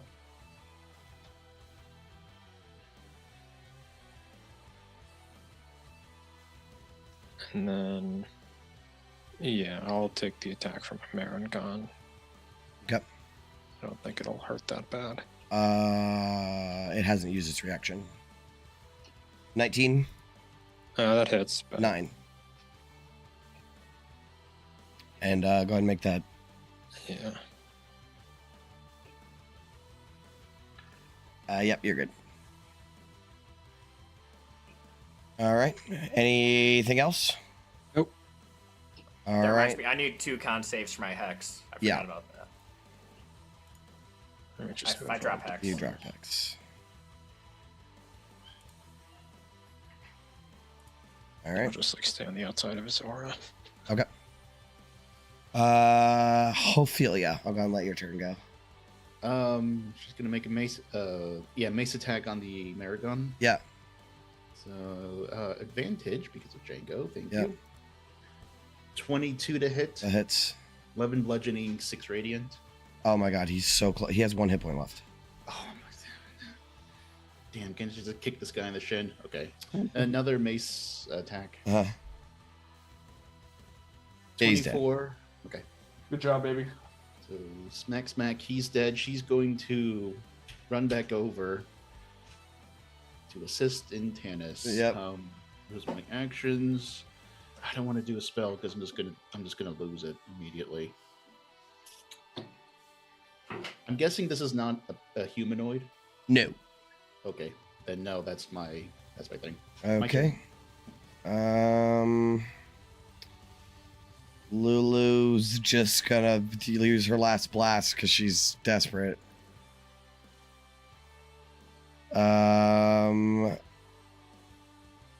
Go ahead and roll 4d8 plus 4, please. Rowley needs to make a con save. Somebody else do it. I rolled like shit. Yeah, let me get a con. Yeah. There we go. There it is. Dude, get Vin on the rolls. He fails too. All right, he's looking hurt. All right. That is Lulu's turn. Next in the order is the Maragon. It's definitely going to move to there. And start wailing on Ophelia. 23. That hits. 7 slashing. Okay. 21. 21 hits. 7 slashing. Okay. Crit. Yep. 8 slashing. All right, I am bloodied again. Nice. So this Maragon comes running up and just stabs you in the back and almost lifts you up off the ground with his halberd. Like the spike on the end of it, you know? Okay. See the buggers. Mm-hmm. Rowley's going to use his last legendary action.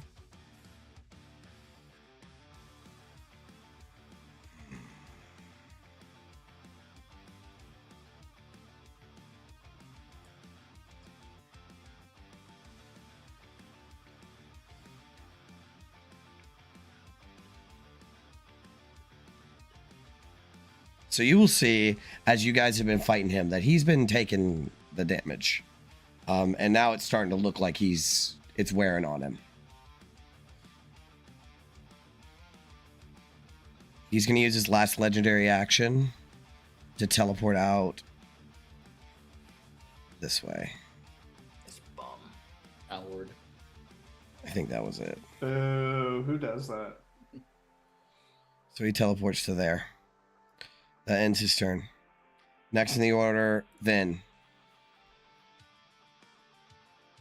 She still get him. Yep. Okay. Yep. And still advantage. Yep.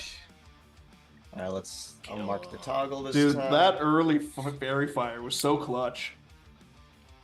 We're fishing for Nice. that crit. All right.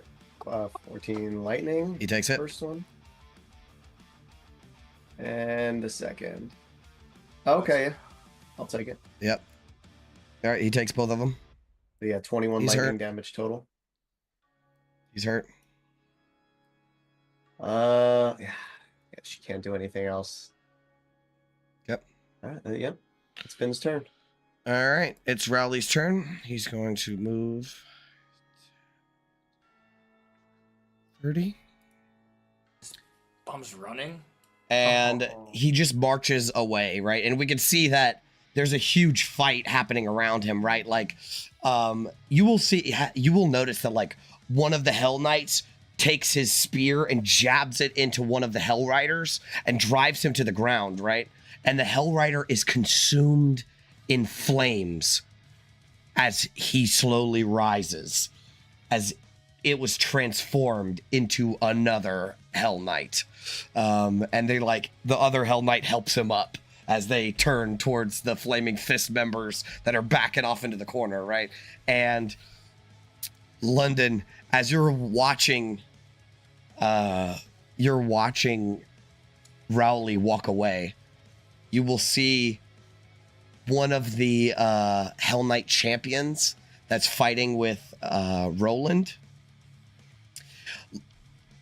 Hamilton runs up and tries to take a shot at him, and he takes the Hell Knight champion takes one of those javelins and throws it across the room, and it stabs Hamilton right in his chest as he's knocked over, right? Oh, no. And all of this chaos is happening. You know that scene where the Commodore is walking down the ship in Pirates of the Caribbean and it's like exploding all around him, right? Rowley is just walking through this chaos, and he will take his hand and close it into a fist, and suddenly you hear this horrifying death whinny as a black horse wrapped in chains and on fire appears right in front of him, and he will mount the horse. I mean, I guess he can go back one square to mount the horse, or however many squares he needs to mount the horse, and he's gonna dip the fuck out. Fuck. That horse has a shitload of movement, so he's basically gone. I imagine he's like right at the front door by the end of the. Fuck. All right, that ends his turn. Next in the order is Tanis. He's at the front door, you say? How far is the front door? Oh, we're still in business, baby. How far is Eldritch Blast? It's 120 feet. That's the only reason I'm asking. He's like right there. Where's right there? Way far away. Oh my god. Dude, that's rough. I can't get there. No. Up to you, London. I can get him. Just get out of my way. All right, well, Sure, Tanis, I'll get it's your right on turn. that. It's my turn. Oh my god, I'm pissed off that this guy just ran, but I'm just gonna do what the smart thing is and just 5, 10, 15, 20, and hopefully with Ophelia's assistance, try to put an end to this guy.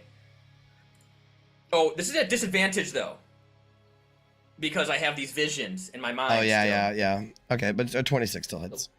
All right. Oh yeah, you have visions in your mind. Hold on, you have another one.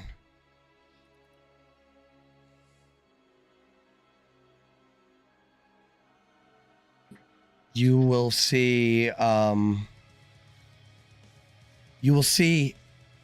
It's like a dark, candlelit chamber, and you'll see Thavius Krieg pour 2 glasses of wine and hands one to Rowley. And Krieg will say, "To the future of Elturel," as he toasts. And Rowley looks down at his drink, hesitates, and then drinks. And that's like what's going on in your mind as you're getting double vision of like the area around you and this vision. But you still hit. All right, that's 9 points of slashing damage. Okay. All that extra damage isn't there. Okay. And then 3 thunder damage for Genie's Wrath, so 12 points, and I'll do it one more time. 14. 14. 15, 16. 16. That's a glancing blow, so he's still up. All right, 3 points of damage. Okay. All right. And then I'll just shout over my shoulder, be like, "You fucking coward!" And that's my turn. Okay. Next in the order, London. How's he looking? Is this like he's bloodied? You said? I don't know. Oh, I want to mention one more thing. Rowley gets his legendary actions back, so he's gone. No. Fuck. Damn it, that sucks.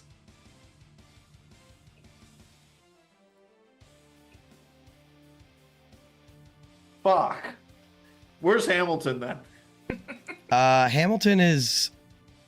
Where is Hamilton? Here. He's like. He was down here. Yeah, I'm gonna say he moved a little bit because he's over by dude. So he's like right here. There? Okay. And you said he got hit with the spear?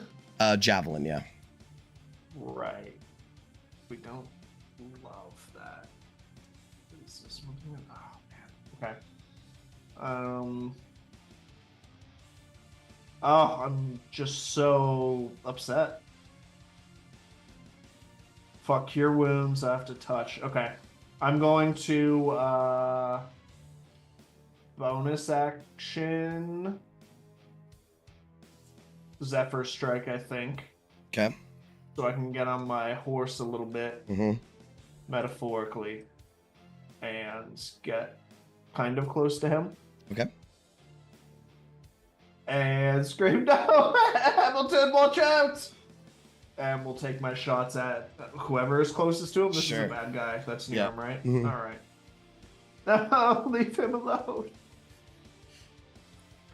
23. That hits. And hold on, is it still within 30 feet? Yes, it is, but there's no more favored foe. Right. So it's actually 23 damage. Okay. And I'll take my second attack. Guys, come on! We gotta get Hamilton! Guys, come on! Dirty 20. That hits. You kill that one. 23, thank God. Okay. We'll just say that was just one badass arrow. You know. Sick. Okay. That's all I can do. All right. Go ahead. Django can move, but sure, yeah. Okay.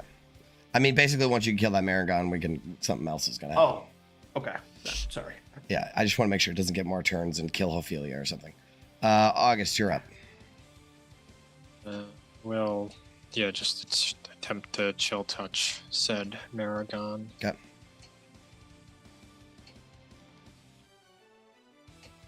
Computer's been really slow the past couple days.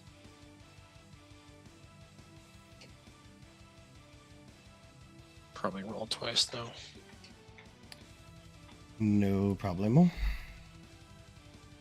Sick double kick there, right? Yeah. Oh man, it really is being slow, huh?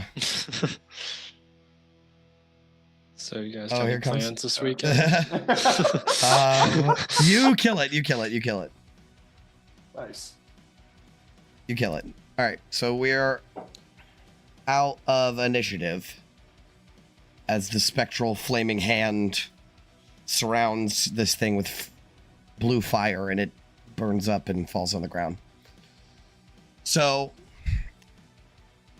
I think that you guys can help clean up shop because morale dropped significantly when Rowley fled. But he didn't command them or speak or anything. He just casually walked out, got on his horse, and rode away. Fuck, that's cool.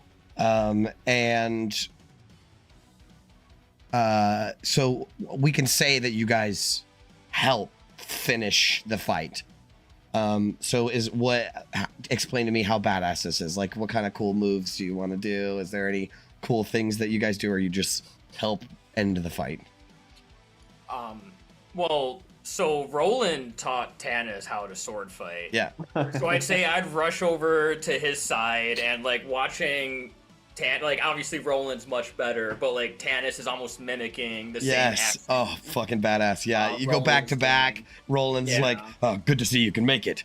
And, you guys can fight against the champion, right? Oh, that's what it is the champion, shield bashes Roland, and he goes down to a knee, and he's about to, do the coup de grace when Tanis comes up with the sword. Over, blocks the attack. Nice. Okay. Anybody else want to do something cool like that? Okay. Just run to Hamilton lest London go mad. Hamilton's okay. He's okay. Tears in his eyes. Yeah, tears in his eyes. Yeah, Hamilton is okay. Why don't you take an inspiration, Tanis, for your cool move? Yeah. All right. Can I ask how many hit points the bad guy had left? What bad guy? Rolly Fox. No. one. No, because you are not. This is not the last time you see him, I reckon. All right. Now he was very hurt. Like he was very hurt. If I got those 2 attacks on him instead of the other guy, would have been 52 damage. Would 52 have done it? Maybe. Oh, God, I need to know. Maybe. Oh, God. All right, so Rolly escaped, and you guys helped clean up shop for the most part. The thing about the combat is like I said, the tide sort of shifted when he left, but every time a Hell Rider goes down, a new Hell Knight comes up. You know, so it's still a tight fight, and you guys are fighting for another 15 minutes, you know, of just nothing but brutal combat. Until you basically bloodied and bruised, and you know, like let's say you lost a lot. Everybody has less health hit points and now and stuff. I mean, you don't have to take them away, but you guys fight until the battle is won, and you know you could actually see, you know, Ravengard came up, and Ravengard makes Roland look like he don't know how to sword fight, like. Ravengard's a bad motherfucker. Like, you do not want to go fisticuffs with this guy. But yeah, after, you know, the last Hell Knight is slayed, Ravengard will lift his sword into the air.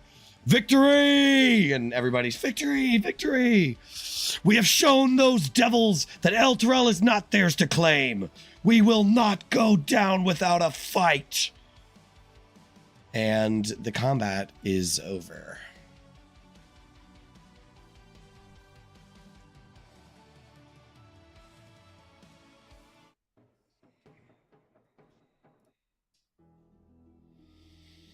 So, what would you guys like to do?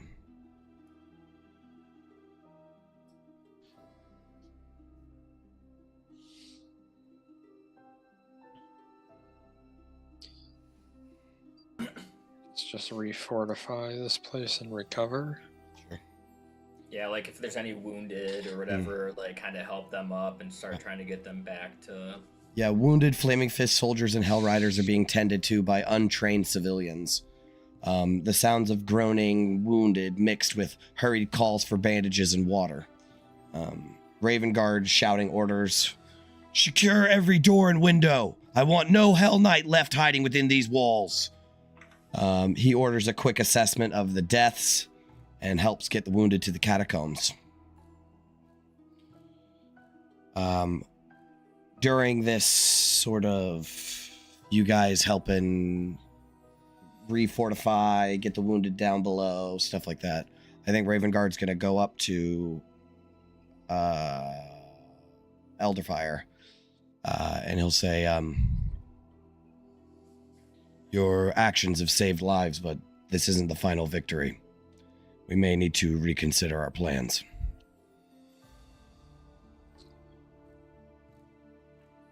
I think so.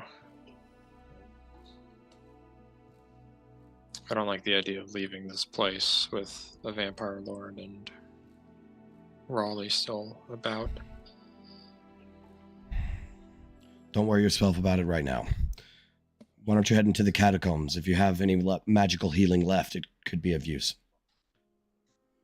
Sir. Hamilton, London, will keep being like, oh, it's just a scratch lad. I'll be all right. I'll be all right. You know. London would be like kind of fawning all over him, making sure he's okay.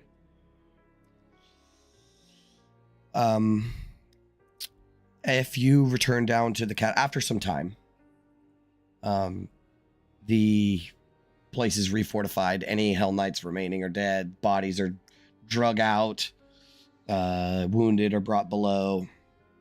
There are many, many wounded. Like a lot, like 75% of the freedom fighters that are here are hurt.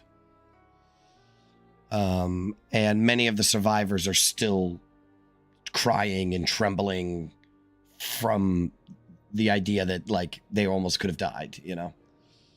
And some are mourning the dead that were lost in the fray.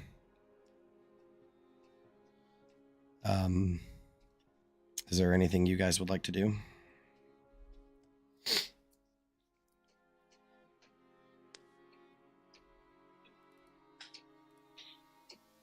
Glad to see you still standing, Ophelia. It took quite a lick there. Barely. I am most grateful to you, Gauntlet, and thank you, Tanis. It would have been my end without you.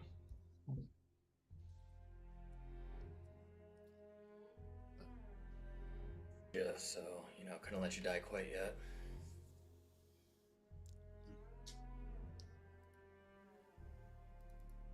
It does, however, give me a very, very, very stupid idea for looking for next steps. I mean, it's not like we have any smart ones right now, so. That night, Rowley, he almost pulled us apart, but he didn't. If we can get him in a place where he can't wiggle away from us, he's got himself a chariot that can fly. And if we're looking for ways to get off of Elturel, I can't think of any others right now. We tamed such a beast. Try to ride that thing. Well, at the end of the day, a horse is a horse. That's not a horse.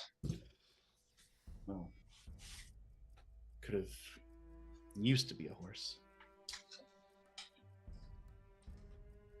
Oh, he has the ability to teleport, as we just saw. Getting him in one spot will be hard for him not to just escape when he feels like he's had enough. No doubt about it. Well, maybe he'd be less willing to run if we take him on home turf. Exactly is that.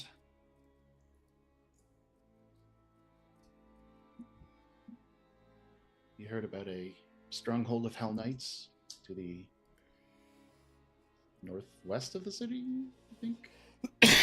Yeah, actually, because Ophelia, you used to be in the Order of the Companion, you would know that the Keep of the Twin Suns is here. Surrounded by a fire moat, yeah. Yep. Yeah, oh yeah, Ophelia, you would know that it is surrounded by a moat, and there is only one bridge that spans the gap. So we're not going to do anything now, but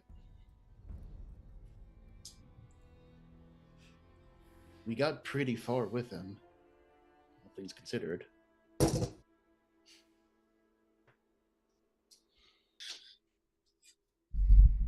We can hope we put a dent in their numbers there, but I feel like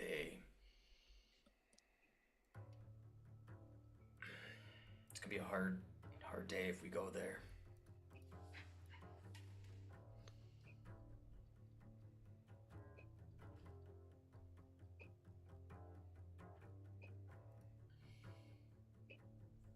Like I said, very stupid idea.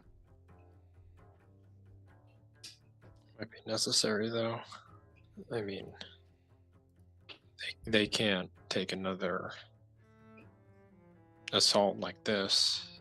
Or, I mean, maybe one more, but... Just fear if we go down to Avernus, there's not going to be an Elturel to save or return to. Right, Gauntlet, if the attacks keep happening like this. At least with Rowley out of the picture, he seems to be certainly leading the charge, at least on this one. Wouldn't get rid of all the Hell Knights, but if they become disorganized, it becomes a lot easier for them, for the freedom fighters. Yeah, We would go ahead, August. You speak. I was just going to say, of course, I'm not sure of what I'm predicting either, but we take out Rowley. I imagine that would draw Zariel's attention a little bit, but I don't know if it would draw her ire on the people here or onto us if we manage to get down to Avernus after that.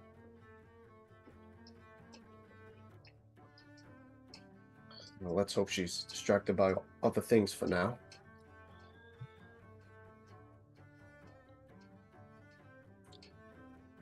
Yeah, I mean, we haven't been here that long, but from what I can tell, between the demon's leadership is far away, literally in the abyss. And I mean, like, demons are going to be organized and follow orders anyway, so they're one thing. But there's the three factions: vampires, devils, us. And there's a stalemate between the troops, but then there's a vampire lord, Raleigh, and Second Company. And those are the extra factors that, can throw our weight around. So if one of those is removed, the other two can swoop in, eliminate that weaker faction.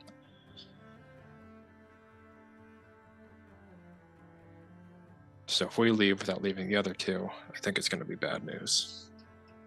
But if we can take out the other two, I think the remaining forces that we leave here can at least hold a stalemate until we can make progress on our own end.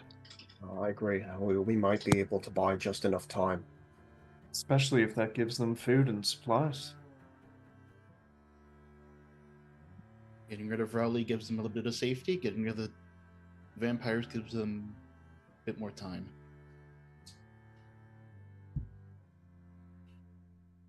So who do we go after first then, August?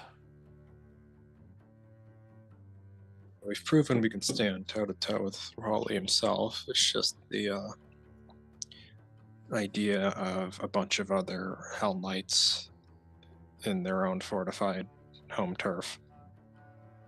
Yeah, so Ophelia, you would actually be pretty familiar with the Keep of the Twin Suns. It is it would be, you would have to literally siege the place to get in. And she would tell everyone what she would know. Of course. Way to draw them out of the keep. Well, we've seen him flying around the city by himself. Maybe if we can pique his interest, we can get him down where we want him. Even then, he'll just beat the shit out of us, then leave, and then we'll be stranded in the city, weakened. Yeah. If we can keep him in place, but I just don't know how.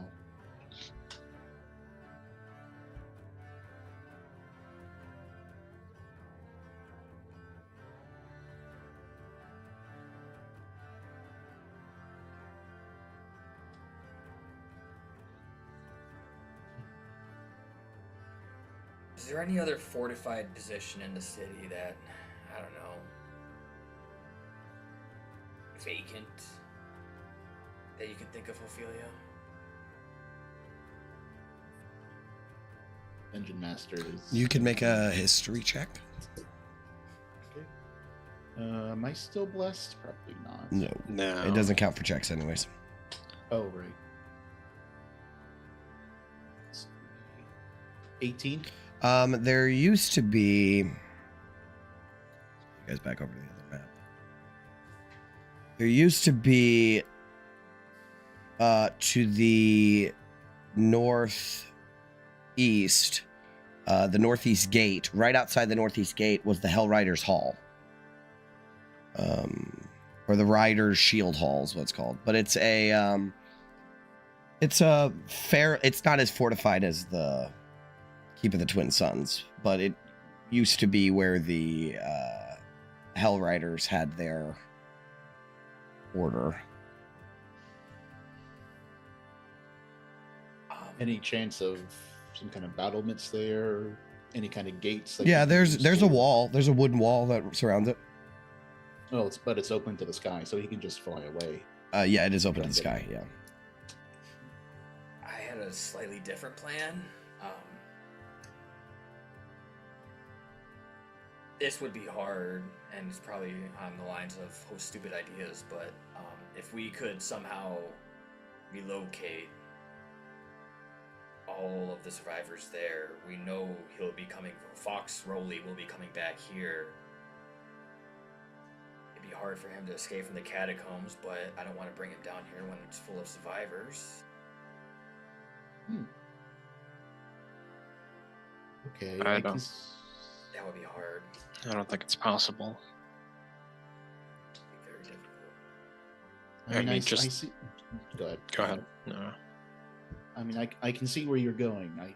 I agree that getting him certainly underground would be good, but trying to get the civilians across the city without being noticed. Dangerous. Yeah. Not my favorite either. There would be casualties on the way. I mean, one demon jumps into a group of a dozen survivors, they're going to die on impact. Yeah. That's an interesting question. Well, are there any other notable underground areas besides the crypt? So, kind of. So,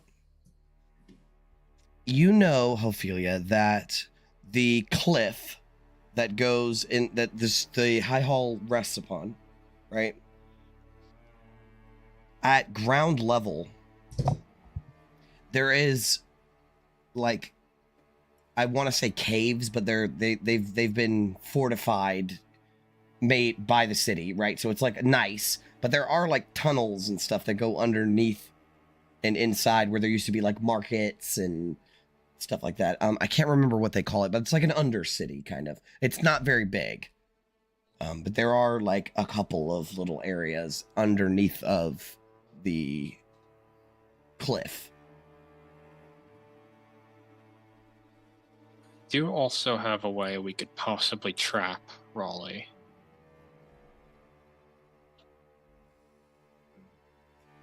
We'd have to set it up ahead of time, but if I make a magic circle on the ground, and then we can force him into it, he'll have a much more difficult time leaving.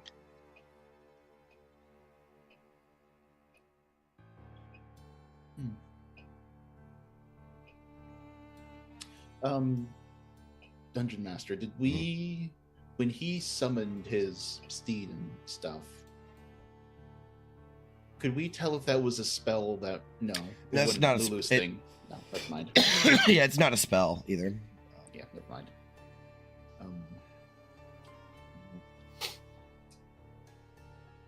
I like the magic circle idea. Yeah, the magic circle is good. But I'd have to set it up before time. It takes a minute to cast. Can't do it after he's arrived. And then we'd have an hour to spring the trap, and we're running out of holy water. Like, those basins aren't going to refill.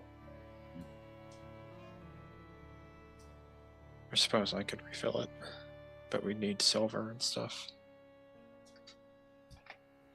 Well, you need water to bless, right? So you'd have to get more water. Oh, you I guys can have water. make We have a that. bunch of water. Yeah, Yeah. we have a barrel, I think. 3 barrels of water. Does it needs to be purified first, or can it just go straight to being turned into a? No, I'm Holy pretty water. sure you can just turn, even if it's poisoned water, into holy water. That's like Okay, yeah. the process sort of clears all that out. So we have the Undercity, and if we can get him down there to a place we redesignate, the magic circle might keep him there.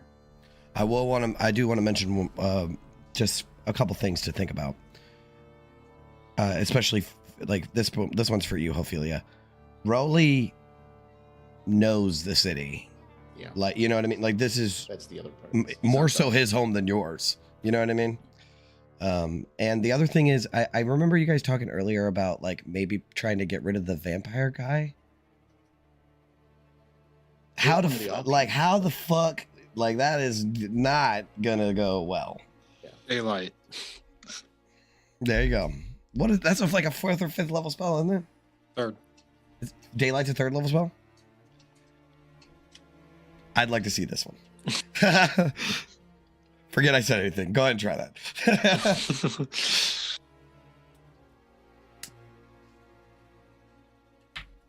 I think the magic circle could work, but the question really is getting him into the right position and even predicting when he's going to appear again.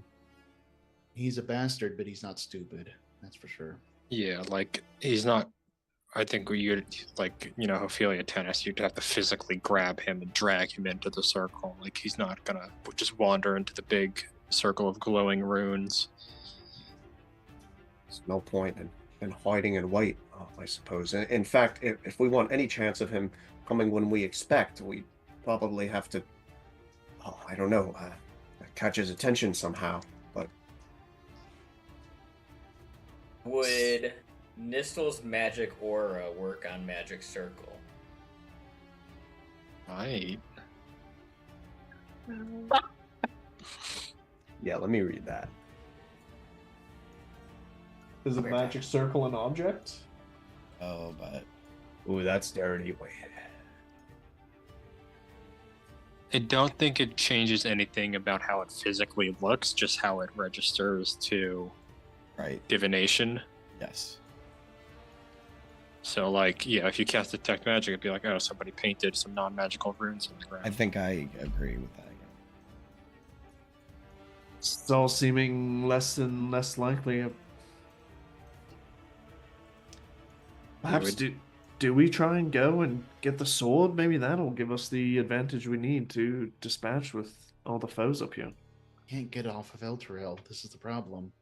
We're thousands of feet above Avernus. I mean, we can certainly get down, but how do we get back? Well, here's a question I've been thinking. Why are the vampires even still around? Why hasn't he tried to kill them yet?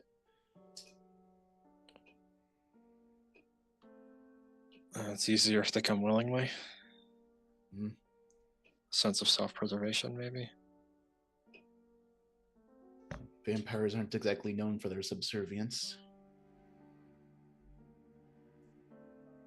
Now that you mention it, have we ever seen the vampires fighting the devils? We've seen them fighting the demons plenty. Perhaps there's some sort of uneasy peace brokered.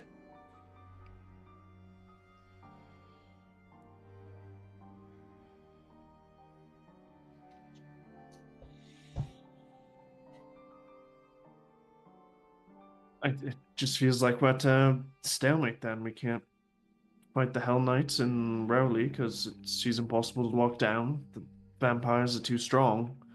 And we have no way to get back to Elturel should we even get down to Avernus and procure the sword.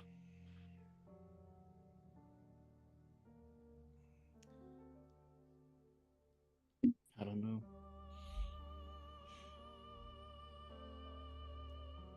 Plus, there is a teleportation circle of sorts in the Hell Knight Keep. It's the only idea that I'm thinking is remotely feasible, but how in the hells are we going to get in there? We need a small army, not just us. Plus Ophelia knows of a way to sneak in, but even then, far too dangerous.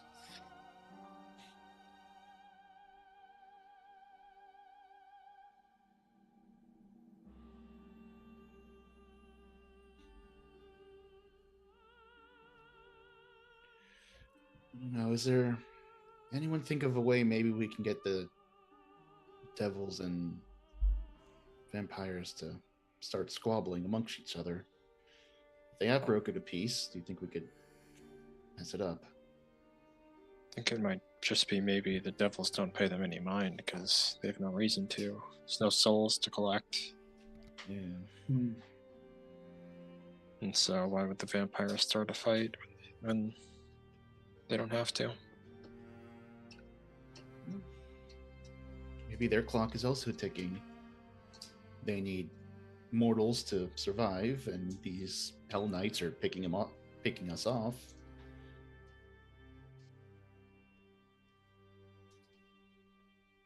There's two factions of devils we're talking about, right? The Hell Knights and the Marauders.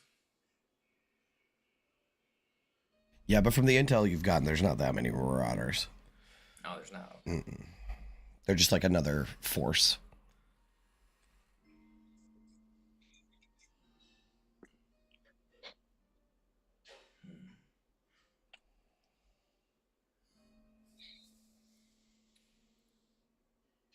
I like the magic circle idea. I just don't see how we get Rolly to be stupid enough to step into it. He was big. I don't know if I could drag him in. You could try pulling him in with my power, but it's only a small chance. And once he realizes exactly what's going on, I'm sure he'll book it. We won't get the chance again. Might be able to shove him with a thunderous smite, but he doesn't seem very weak. So. Also, I think it's just a cylinder. So he could theoretically still just fly up.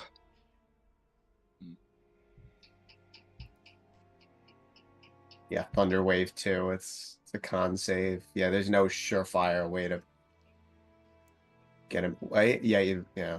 Vortex Warp is also a save. Yeah. You can't enter the circle non-magically anyways, right? Or Magically or magically? Oh, yeah.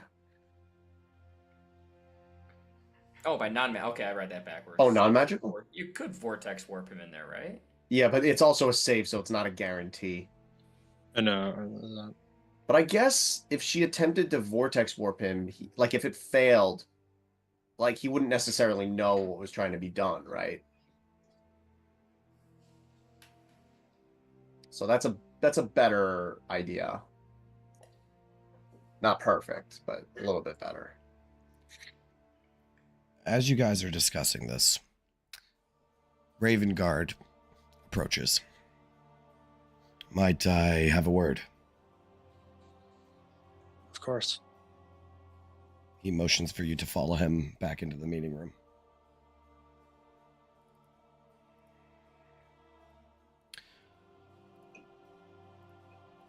After he seats you all, he sits there for a minute, quiet.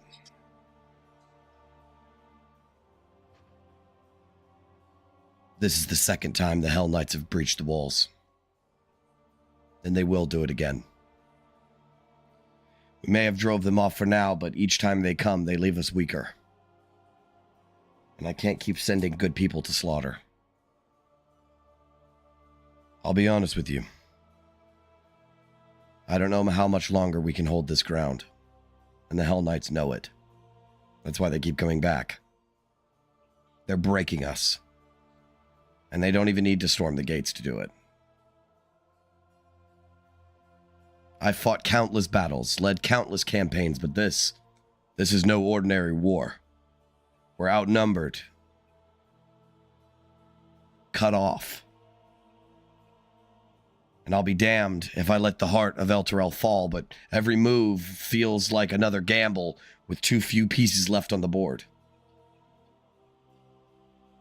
I just sent out some scouts, some runners, to try to find anyone in the ruins left willing to fight, but I'm not holding my breath. Most of the Hell Riders who remain are already here, and this is all that remains of the Flaming Fist. And those few survivors who are still out there, they're no warriors.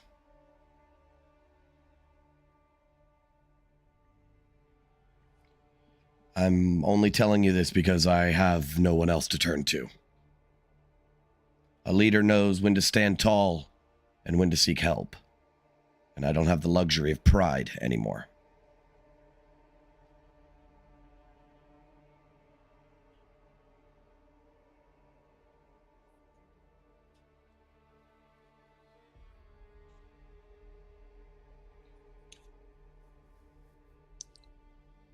Well, we're considering a plan to trap the High Rider. Okay. but the logistics are difficult. Getting him to land inside of a trap is unlikely. High Knight Fox Rowley is the linchpin of their entire operation. If we take him out, the Hell Knights lose their coordination, and they scatter. It definitely could give us the chance we need to hold stronger ground against them.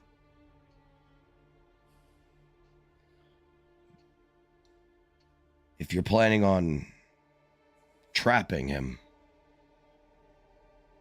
perhaps the best course of action is reconnaissance. I've seen him in the sky more than once. Perhaps there's some sort of pattern. He was a knight, a regimented soldier in life. Maybe it is the same in, well, whatever he is now.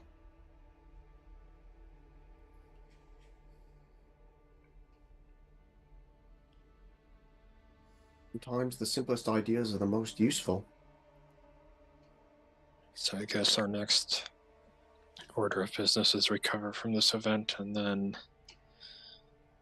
we'll start doing patrols in the streets to try and follow the rider and lessen the number of any Hell Knights we find. Perhaps just watching the keep. That's where the Hell Knights... that's their fortification. Perhaps keeping an eye on the place may give us information on their scheduling. When they send out patrols. Who leaves, who's allowed in. Things like that.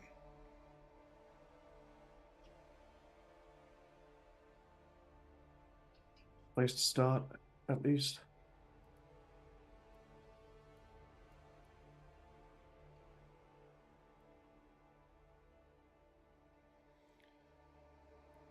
The sword that you spoke of. It is imperative. And it's Torm's will that you should bring it here. But we need feet to stand on before that.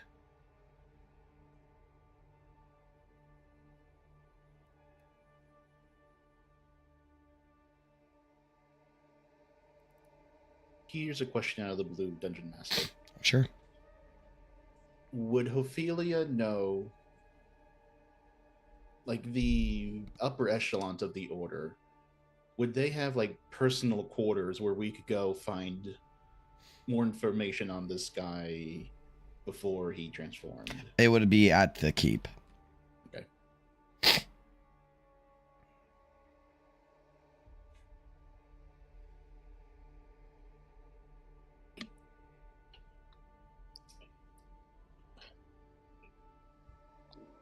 I guess our best hope now is that he has a spot that he likes to land every day, and we can get there before him one day and set up.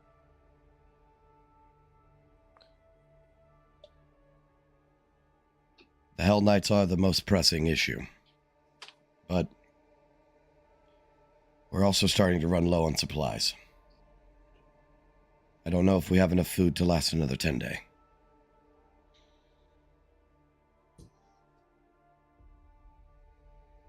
I should check on the mushrooms sooner. If I can teach some of the others how to tend the farm, well, it's not much, but it's better than nothing.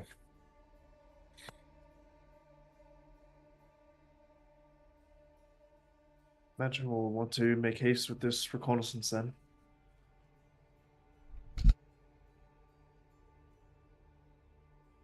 Yeah, I mean, maybe we start setting up a heist rather than a, duel to the death with the vampires. One option. Sneak our way in, get everything we can in the ring and the bag of holding, and get out.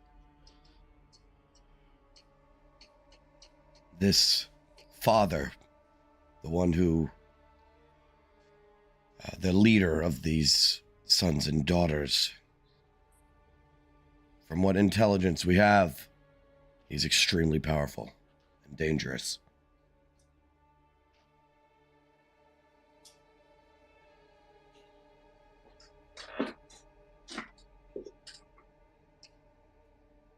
Isn't everything down here?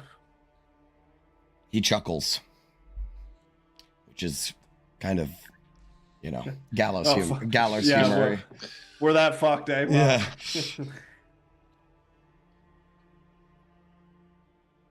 You guys suddenly hear shrieks of horror and confusion coming from the catacombs. For the second time today, we Rushing out. You rush out and you will see people pulling back, retreating out of the room, and pushing themselves into like the corners of the room as a blood red mist floats into the room. It swirls with deliberate predatory grace, and it pulls itself towards you guys and past you. And you can feel like the chill of this mist like going past you as it goes into the room behind you. It doesn't hurt you, but it feels like your life was like the Dementors, right? Like everything is horrible and sad. And as you turn around, weapons drawn, the fog thickens, and it takes on a shape of a tall, gaunt woman. She has porcelain white skin, elongated limbs and fingers, and a bald head. And she has glowing, sallow red eyes. Bloody tear stains streak down her hollow cheeks. And she hovers a few inches above the floor, and she wears completely white robes with a hood up that has like a gold trim, and her nose is pushed up into almost a strange bestial shape, as you will see this woman.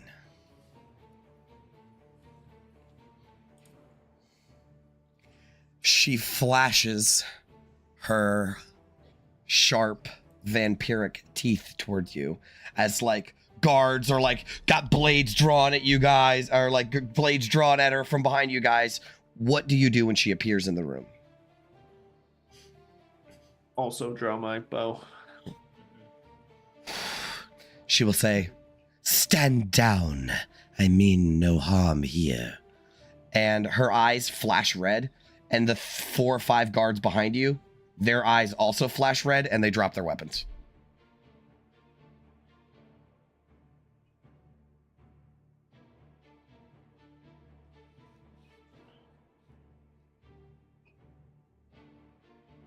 Look to August for orders. I'll just like, put a hand up. Sword's Right. definitely drawn. Yeah. She will say, "As shadows give way to light, so too do I bring illumination to this bleak hall. I am Matron Tharissa, the Veil, priestess of the sons and daughters, and herald of Father's divine will. I speak for the one who has turned despair into salvation in this city. It is by his grace that I stand before you now."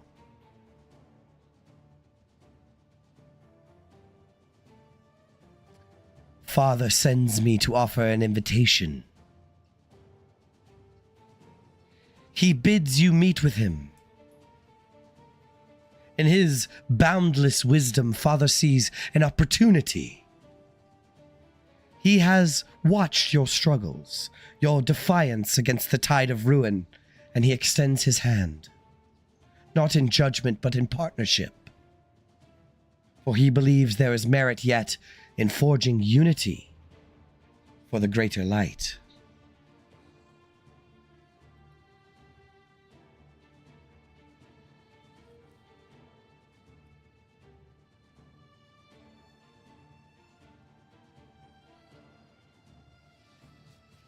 Raven Guard is here, and he will say, "This, what you know, he wishes to form a pact, a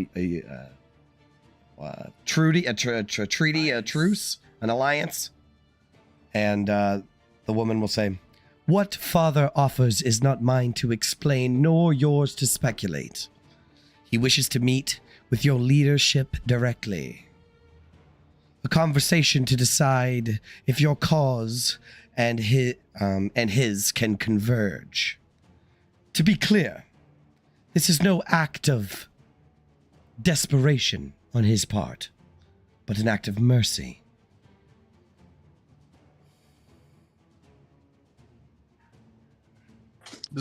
Does it feel like she's just like, oh yeah, come meet us, and then we're gonna get like killed immediately, like lambs to the slaughter? Sounds like a trap. I want Yeah. to say that you can make an insight check, but the thing is, she is just so otherworldly, and Right. there's no tell on the there's face at no all, right? fucking way. Like, it's really difficult to read her.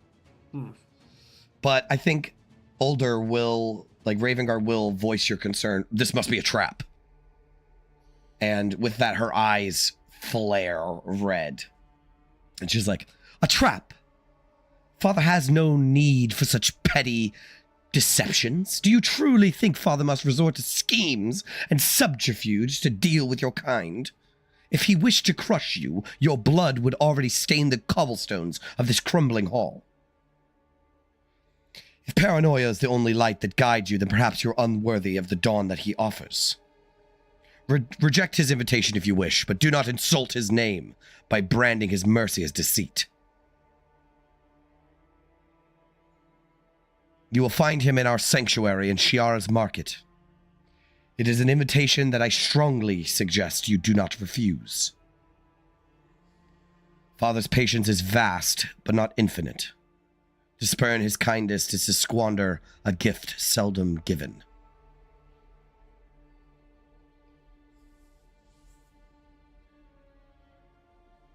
She's kind of right.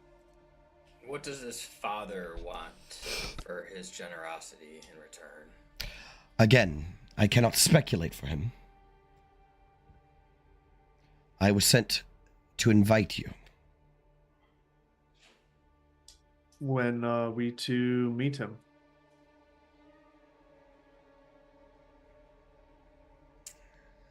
At your earliest convenience, she'll say with a curt bow. And is there anything we can show that we'd be interested in meeting with him? Any sort of symbol for protection? You will be safe within our sanctuary, if that is what you are concerned about. I believe that. Safe to leave once we reject him. Father's will is clear, and I have delivered it. Whether you choose to embrace the light or cower in the shadows is no concern of me, but I suggest you consider this carefully. Father does not offer his hand twice, and she will turn into mist and begin to float past you guys. And again, you just feel like the life getting sucked out of you when she just passes past you. And this mist, people scream again, "Oh my God, ah!" And the mist will float away. When she floats by, I will activate the light on my mace. Just Gone thought. Yep. Are vampires known to be trustworthy creatures, August? I want to say one more thing. The guards that she charmed are still charmed. When she leaves, they're like, "Oh, I love her." Chris.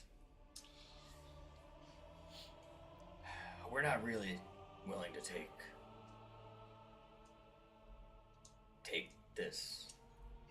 You don't ever know what it is. I mean, We trusting need a information. vampire is the last thing I do, but it might give us an opportunity to see what's actually there.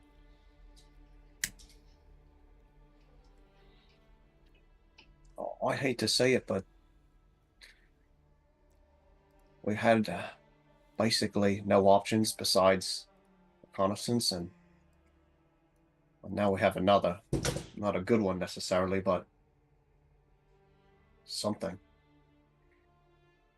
Duke Ravengall saying we're a 10-day away from mass starvation. Perhaps it's at least worth to hear this offer out.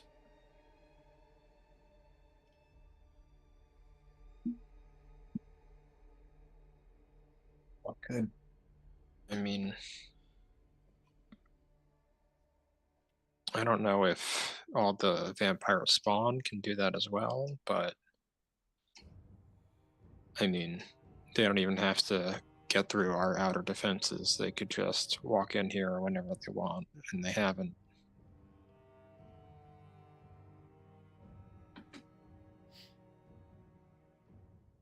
So I'm just thinking, what could they possibly want? They know that if if they just ask us to hand ourselves over to them, we will refuse. How could they possibly convince us to give anything up? well, What little quite we have. easily. That's kind of a vampire's thing. Perhaps the devils are causing them more strife than we thought. Perhaps we have a common enemy. Yeah, I imagine the father is after something more esoteric or magical, or some sort of power. I may not be an expert on these kind of things, but if I were to take a wild guess, they don't want to be in Avernus as much as we want to. This isn't really their lands. I'm guessing they want to trip right back up to the surface where they have more opportunities to feed. So we're in agreement then that we should go and hear them out?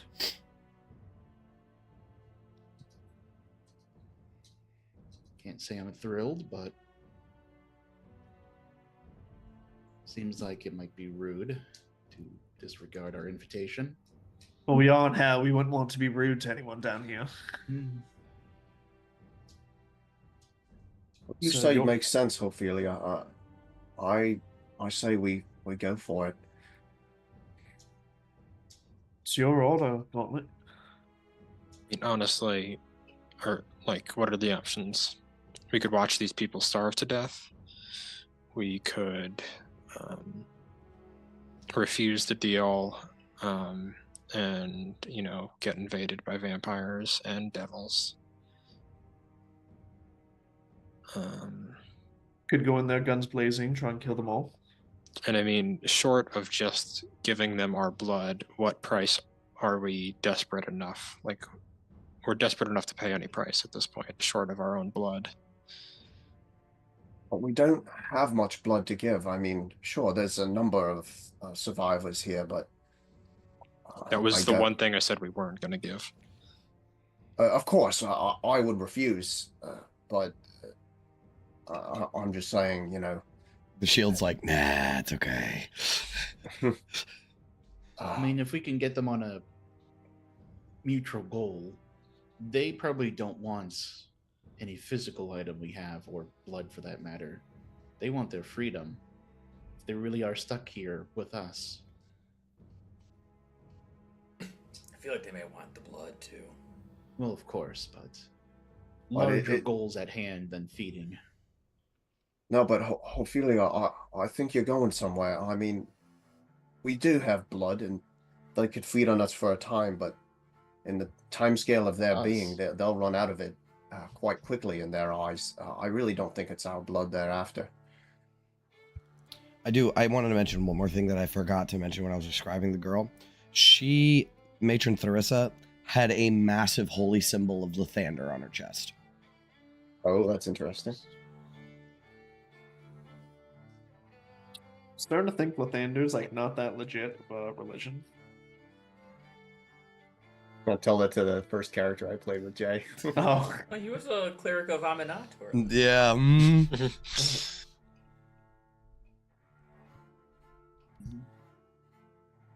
So what do we do, Gauntlet?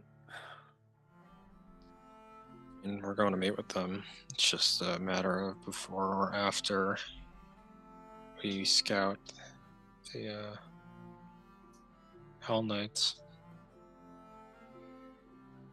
Could some of the other Flaming Fists do the scouting? I mean, if they just need to monitor it for a few hours.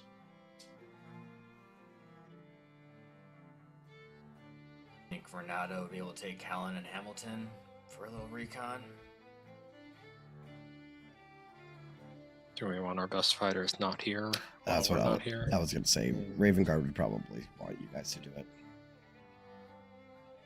Yeah, I mean, that's kind of what we're here for. I mean, how long is the scouting going to take? Is this like a day? So the longer we do that, Presumably multiple days, see if he's got a pattern. Right. So I guess they invited us, and it's going to take a few days to get there. How I long? mean, it's just a city. It's not going to take days to get there. No, I mean, it takes days to do the scouting, and then we go to the vampires. Establish a Yeah. pattern. They probably won't be happy. I'd say for sure if we're going to do the reconnaissance, we should do it first, because no telling what will happen once we meet with the vampires. Going to say the opposite. Perhaps we meet with the vampires first, see what their offer is, take a few days to marinate on it, and in those 3 days we can scout ahead. In agreement with London, the longer we let them wait, the less willing they may be willing to negotiate with us. But she was full of shit, and it was an act of desperation, as if their human cadavers are running out of blood to give, and they're coming to us to seek us to give up a certain amount of survivors for protection. Yeah, she was very defensive about that, unprompted. So, I mean, why don't they just kill us? If she can just slip in to our quarters and just like the snap of a finger. Well, they need us there must be a alive. reason. They can't kill us. We're their food source. If they just slaughter us like all the rest of the demons, they're dead. Lulu will speak up. And she'll say, "That's just something I don't understand. She had a symbol of Lathander. And so did those other ones that we've encountered before too. Lathander doesn't represent killing. He's dawn and rebirth." Now that you mention it, Lulu, it makes absolutely no sense. I mean, vampires and the sun. What's going on here? Yeah. And she talked like a priestess. She kept mentioning dawn and light. That's because I've never heard of a holy symbol being used as a, I don't know what you call it, like red herring or, false source of worship. maybe they don't know they're vampires.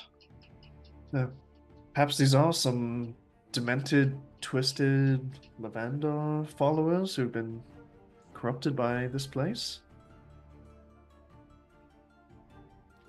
It's Oh, just yeah, not they're like vampires. it's just not like worshippers of the sun, the morning lord, to just go around killing people.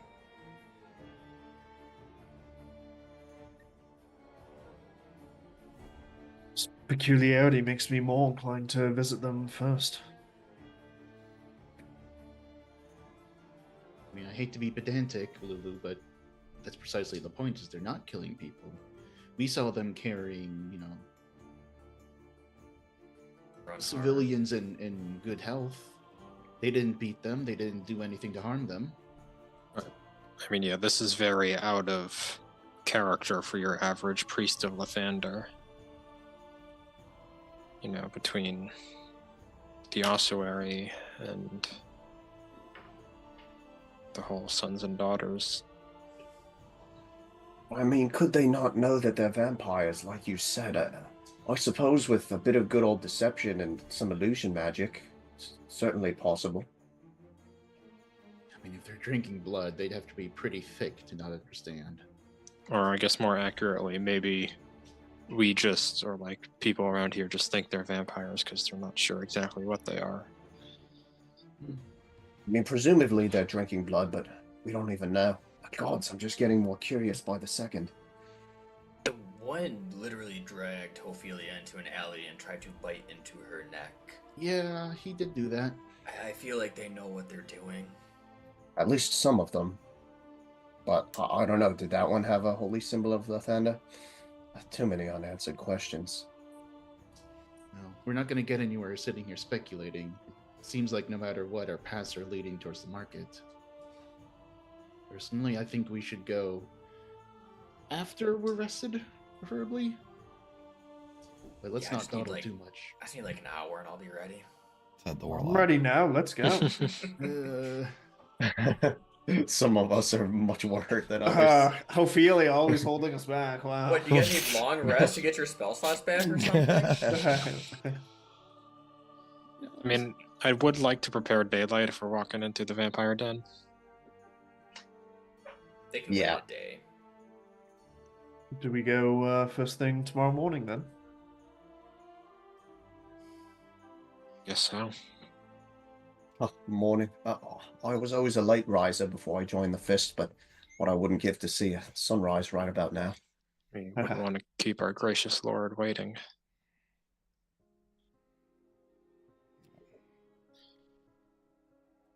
So basically, if you talk to Ravengard, he would suggest that you guys go, because if it is a trap, you are more likely. Nobody else is going to survive it. Yeah, you're more likely to survive. And also, if Ravengard goes and it's a trap, and he dies, This whole thing goes belly yeah, up. there goes everything.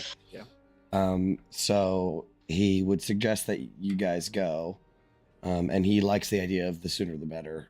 The reconnaissance can wait. The Hell Knights just attacked, so Yeah, just think of that as well. But he will say he will bring something to your attention. It's only been like an hour, maybe 2 hours since the Hell Knights attacked. So They're watching. Yeah, he thinks so.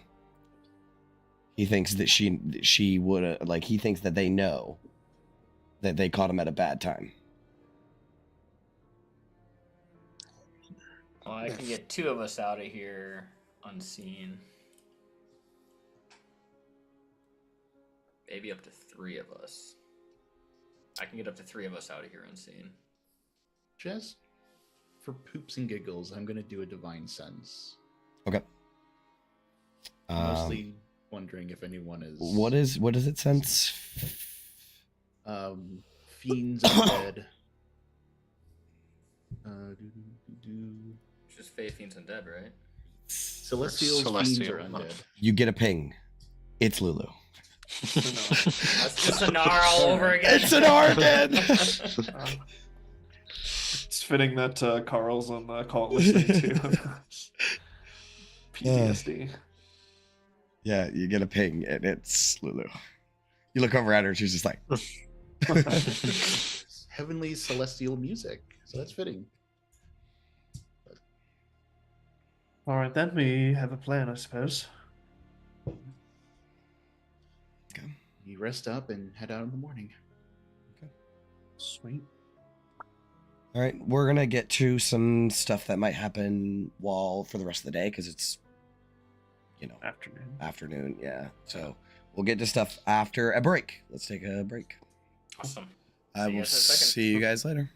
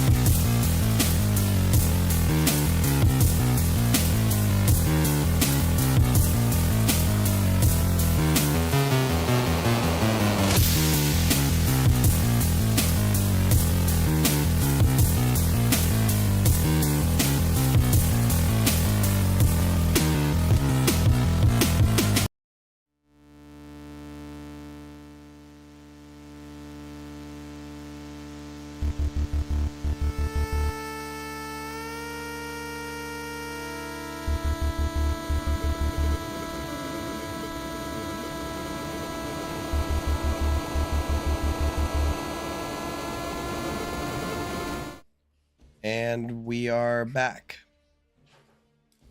So, you guys are going to sort of chill for the rest of the day. Is there anything specific that you guys want to do for the rest of the day? Yeah, Vin will, she'll do her thing. She'll try to show anyone who's willing. Sure. Maybe the Hadim. Hadim, how to kind of like, Okay. she'll tell him about like she had like a few different types of mushrooms, and she's like, oh, this one kind of tastes like chicken if you care for it, right? Okay. Stuff like that. Yeah, he can tend to it. He's an herbalist, so it's not too difficult for him. Just make sure Ferry is like on call and try to attune to this helmet again. Okay. All right, cool. Because I do have a scene with Feria and you in a little bit, so I'll get back with that. Is there anything else that you would like, or anybody else would like to do anything? I was gonna solicit Feria's feedback and see like what she thinks we should do, or like explain all these terrible options and just kind of get her input. Okay. Privately, one-on-one in her chambers, of course. Oh my god, why'd you have to call me out like that? Oh, fuck. Oh, I took the biggest swig of water. Oh my god. No. Okay, so I do want to remind you guys that you do have a magical pen from Gideon, a magical quill from Gideon Lightward, and his journal, his diary. Did anyone want to look into that? I feel like that's Vin. Right? Yeah, that's Vin. Yep. Do you want to look into that? I'll help out if there needs to be like translation for the journal too. Okay. Well, you open up the journal. Let me find it. It's like a whole thing, and I will get to it in a second. But you will see that the first half of it is mostly like prayers and musings on Lathander. And you have this magical quill. Would you like to identify this magical quill? Sure. I mean, she's got the time.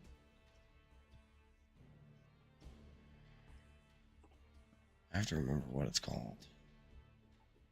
Here it is. It is the scribe's pen. I want to mention the last half of the book is empty. You can use this pen to write on any surface. When you write, you can choose whether the writing is visible or invisible to others. Regardless of your choice, the writing always remains visible to you. A creature can use an action to touch the invisible writing, causing it to become visible to all.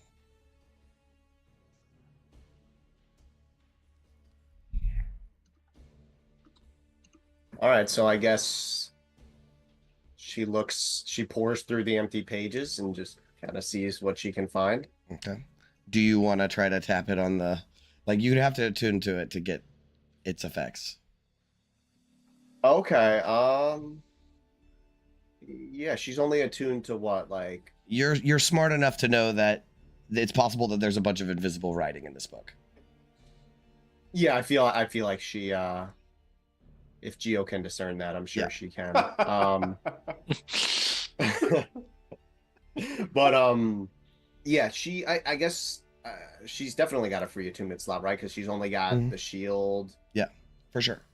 Yeah, the armor doesn't count. So, yeah, she'll try that. Okay, so you attune to the pen, and you can tap it on the pages, and more writing is revealed. And I can read it to you if you would like, but I'm gonna send it to you. It's a little bit of a read. Yeah, for my notes, I appreciate sending the handout. But I kind of want to read it to you because it is informative a little bit. So the first entry: the edicts grow stricter every day. Thavius Krieg's obsession with the companion casts a shadow over our true faith. How can a false sun replace the radiance of Lathander? I fear for the hearts of Elturel's people.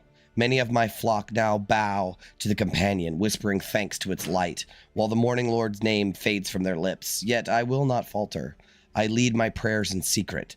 and those few who still believe in the Dawn Father gather with me. His light will not be extinguished, even in shadow. And then entry 5. So you get entry 2 and 3 and 4, and there's nothing of note there. A new face joined us at service today. A young woman dressed in immaculate white. She claimed to have sought refuge from the zealots who worship the companion. Her voice was soft, yet her words carried wisdom beyond her years. She called me master, though she is no less devout than I. She has a purity about her, and eagerness to learn. She asked many questions. So many, in fact, that I began to feel she already understood more than she let on. I feel her faith is genuine, and I will teach her what I can. Perhaps she will carry Lathander's light forward when I can no longer. Entry 8. The Acolyte asked me today, what is the greatest evil? The Abyss, I told her, without hesitation. It is the teamless horde of chaos that seeks to rip down civilization. And why should civilization not be destroyed? She asked. I explained, civilization is what gives life meaning. It is the font of morality and thought, of art and of science. She smiled at my answer, though I could not discern whether she agreed or was merely pleased by my response. Entry 13. The Acolyte posed a thoughtful question today. Master, what do you think happens to prayers that go unanswered? I was quick to answer. No prayer is truly unanswered. Even if the gods do not act, their silence is often a test of our faith, or a call to act for ourselves. If the gods were truly all-powerful, why would they need us to act in their stead? The gods give us agency to build and defend the world, I said firmly. It is their will that we stand against chaos. And yet, she replied, her voice almost a whisper, if chaos spreads while the gods watch from afar, are they truly protecting us? I dismissed the thought at first, but her words lingered long after our conversation. It troubled me more than I cared to admit. Entry 19. Last night I dreamed of a figure of impossible beauty. Her wings of pure white stretched wide, her sword gleamed with celestial steel, and her presence filled me with awe. Yet as I watched, the vision twisted. I saw this radiant being cast away her sword. Her wings turned black, her eyes became pits of fire, and a great and terrible purpose filled her face. When I awoke, I felt both awe and dread. I spoke of this vision to the Acolyte today. Her expression was somber yet knowing. I too have dreamed of this being. I know who she is, she said. Her name is Zariel. She is an angel. I asked, but why should an angel have turned away from the light? She replied, she turned from the light because it blinded her. Does not the light let us see? That is the lie of the light, she said. We see only what it illuminates, but not what it conceals from us. Entry 26. The Acolyte spoke with me at length today. She asked me why I believe the gods protect us from chaos. I answered without hesitation, it's their purpose. It's their aegis that shields us, allowing us to build and flourish. She asked, but do they truly fight chaos? Or do they only claim its glory? I could not answer her. My thoughts churned. The gods have never spoken of the blood war, save to extol its necessity. But who fights? Who sacrifices? The fiends of hell, not the heavens. She said Zariel saw the truth of the light. Zariel saw the gods' hypocrisy, their refusal to fight chaos directly, that hell alone fights in the blood war, while the gods claim glory without sacrifice. Her words haunt me. Could it be true? Have we placed our faith in cowards who leave the work of salvation to fiends? Entry 29. The Acolyte's words echo in my every waking thought. I had always believed that the gods protected us from chaos, that their light stands as a shield between us and the abyss, but now I wonder, was I blind? Helm, Torm, Tyr, Lathander, none of them battle the abyss. They claimed the glory of that war, but shed no blood in it. Zariel saw the truth. She turned from heaven's light to ally herself with hell, for hell alone fights the eternal war against chaos. It is hell's blood that stains the abyss. It is hell's warriors who sacrifice themselves so that mortals may live. Entry 33. I prayed to Lathander today, but I felt no answer. I asked why he does not take up arms against the abyss, why he does not shield us from its horrors. The acolyte says the gods do not fight because they fear to lose their divine power. Only Zariel had the courage to abandon heaven's comfort and take up hell's sword. I feel my faith shifting. I cannot serve a god who refuses to defend his people. If Zariel can stand against chaos, if she can fight where others do not, perhaps she is the light we need. Entry 37. The acolyte spoke again of the abyss today, and her words ignited something within me. Demons, the mindless horde of chaos, are the antithesis of everything we strive to build. They consume, destroy, and leave nothing but ruin. How can the gods stand idle while such monstrosities ravage the plains? No, the burden falls to those willing to act. And the acolyte said something that struck me deeply. The abyss does not negotiate. It does not bargain. It consumes. She's right. There could be no peace, no compromise with such creatures. The answer is only annihilation. I cannot stop thinking of them. I imagine their bodies cleaved apart, their essence scattered to the void. Killing them is not merely an act of survival, it's an act of righteousness, a service to all that is good and true. I must prepare. I must sharpen my mind and my blade. The abyss shall know my name, and it will tremble. Entry 41. I've made my choice. Lathander's light no longer guides me, for I see now that it is a false light, a coward's refuge. Zariel's light burns brighter. It is the light of war, of sacrifice, of courage. The acolyte says she sees greatness in me, that I could be a true servant of order, a warrior against the abyss. I swore my faith to her today, her with a capital H, kneeling before the acolyte in white, who said, Zariel sees your devotion. You will serve her well. I felt fire ignite within me, not the gentle warmth of dawn, but the searing forge of purpose. And the final entry. She told me I am ready. My devotion has been tested and proven. She spoke to me of Elturel's purpose, of its role in the eternal war. The abyss seeks to consume this city, she said. It falls to us to protect it, to ready it for its place in the grand design. I see now that my life before was but a shadow. I was blind, but Zariel has given me sight. I will stand against the abyss, against chaos, and I will do so in her name.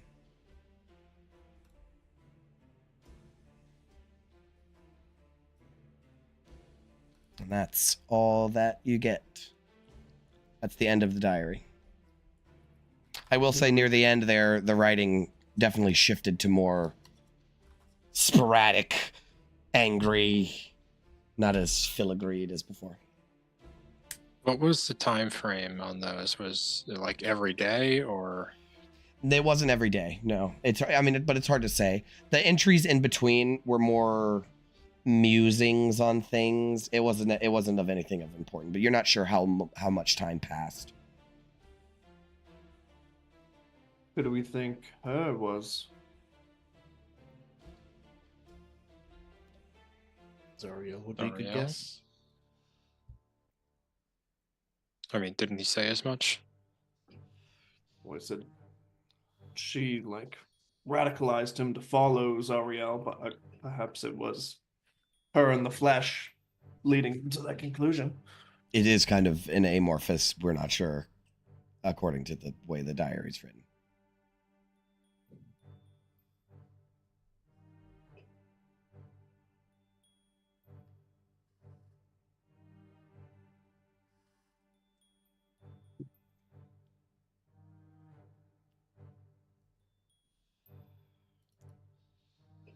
Like how there was a high knight, was there a, I guess I can ask Ophelia this, like how there was like a high knight, was there like a high priestess?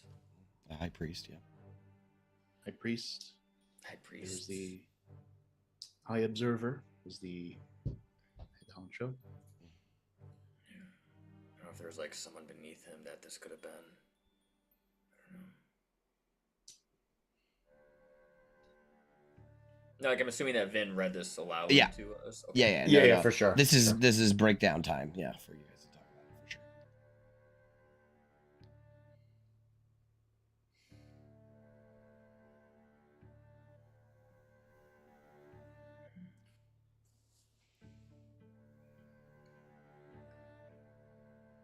So weird that Zariel's fall from grace is almost sympathetic.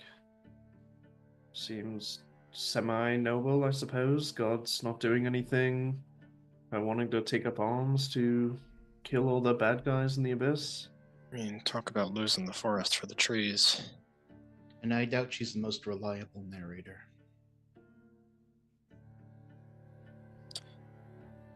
But We saw what became of Gideon. It's not like he exactly was in his right mind.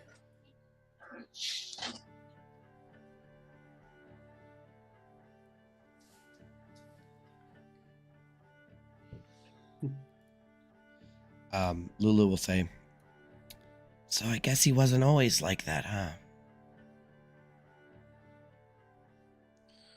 no, I mean, Traxagor seemed to have known a softer man. Seems that many things down here are just shadows of their former selves, warped and contorted by all sorts of corruptions.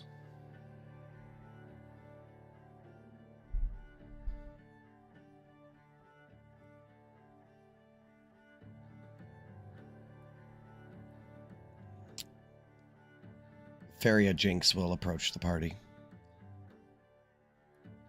I have shit for her. I'm very glad that you're all in one piece after that. Likewise. If you weren't here, I don't even want to think about what would have happened.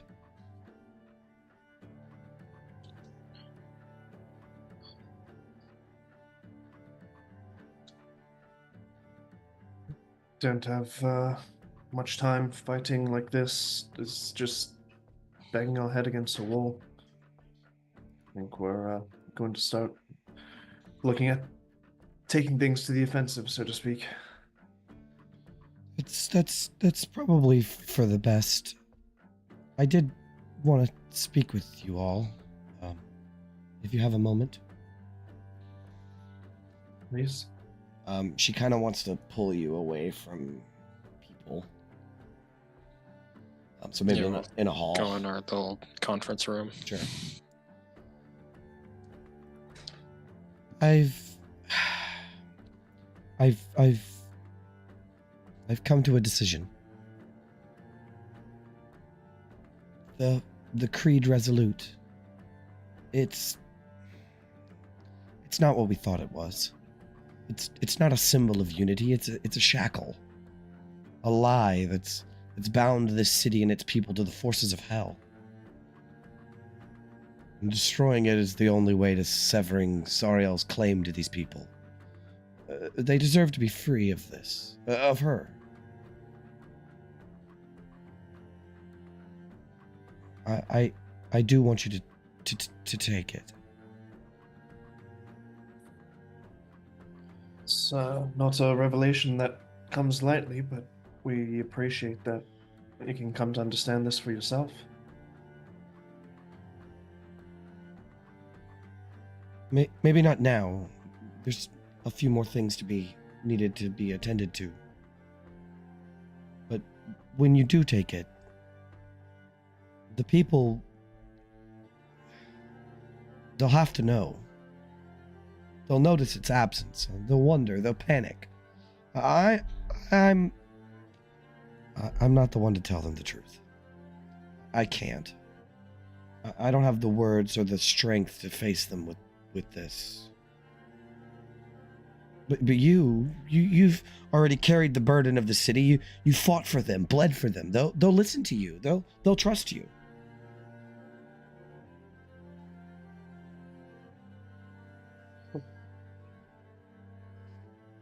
Go ahead, August. I have been thinking about how to break the news, so to speak, but I think you're right to wait for now. I mean, it looks like we might be leaving the city soon enough, and we still don't have a means of actually destroying it. We would just be taking something without giving anything in return. So until we're actually underway on a quest to find the means to destroy it, or have the means themselves. But yeah, before we leave, we'll tell everyone. Thank you. I beg of you to help them understand. They've built their life around this creed, as have I. But tearing it away, it'll break them. Unless you can help them see that there's something worth rebuilding. I don't know how else they'll survive. We hope that when we return, it will be with enough hope that these people will have something to cling to in the absence of the Creed Resolute. I thank you. Not just for this, but for everything. I don't think I could thank you enough. We won't break their faith. Just redirect it to something else. Thank you. Is there anything else I can do for you? Help you in any way?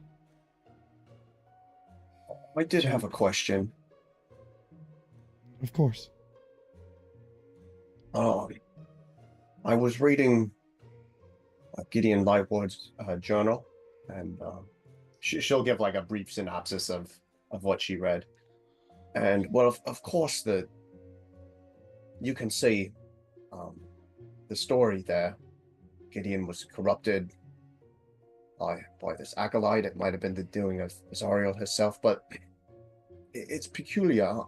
I'm wondering how Lathander fits into all of this. We saw that bizarre bloody symbol. I think it was that was when we first came to Elturel, right? We saw that symbol, and well, that vampire had a holy symbol of Lathander, and well, clearly, if Gideon was a worshipper of Lathander, then Lathander worship must have been popular in the city. Yes, can you confirm this for me? I'm no expert in other religions. I'm not much of a spiritual leader, but from what I understand of the history of the city, Lathander was one of the big gods before the Night of the Red Coup. He was the leading worship of the city was of Lathander. Leading worship. Well, it's a broad brushstroke, but there's something to this Lathander worship. Something is going on here. Well, thank you, Ferry. At least you've confirmed my suspicion that Lathander worship definitely plays some kind of strong role in this city, even to this day, if not quite corrupted now. Well, that's all I have. We had a worshipper of Lathander in the first stint from Elturel to Baldur's Gate. Yeah, she can explain that. Lathander was pretty huge before the companion. And before Lathander was huge, Torm was huge. But this has always been a city of faith since its founding.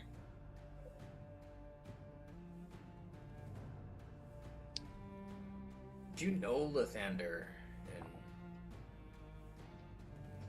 all this before? She's too young. She Wasn't on it. yeah, she was born when the companion was around. Ryan's been around 50 years, yeah. So Ophelia too is too young. Yeah. Right. Yeah. But I mean, Just a little bit. Gideon was still here in that time, though, right? Mm. Yeah. So it's like I was trying to get if she like had a sense of his secret worships that he had spoken. It's hard to about. say. Yeah. It's hard to say. Yeah, because wasn't like Lightward was like in his 70s or something, right? Yeah, he's old. Yeah. So yeah, I don't know, the impression I got from that first entry was like that was made like 40, 50 years ago, like relatively recently after the companion was established. Yeah.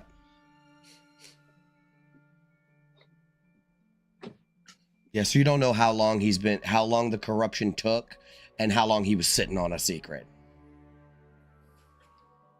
I guess now is the goodest time as ever. I don't know if this will ping anyone else's memory, but when Fox Rowley attacked me, I got struck with some visions from his past. He was in with Thavius Krieg. He knew what was happening. Just as a point of reference for you all. So he was worshipping Zariel in life and death. It might have been too late for him. I saw him take a child into the order. He seemed reluctant, and when he shared cups with Thavius Krieg, he seemed almost distraught at it, but he certainly knew what was happening. At least that's the sense I got from seeing bits of his past.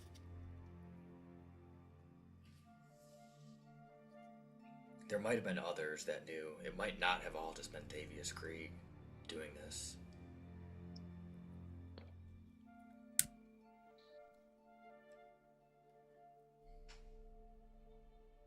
And anyone high up in the organization must have been under his thumb. He wouldn't have allowed anyone dangerous in his inner circle. Certainly enough power to dissuade any conversation about cults in the city before it went down.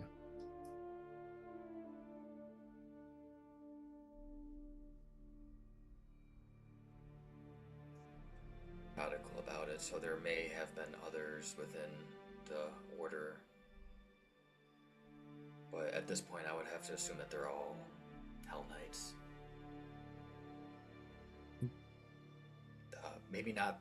Who was the High Rider of the Hell Riders? Brault? He may not have known, but I don't know what became of him.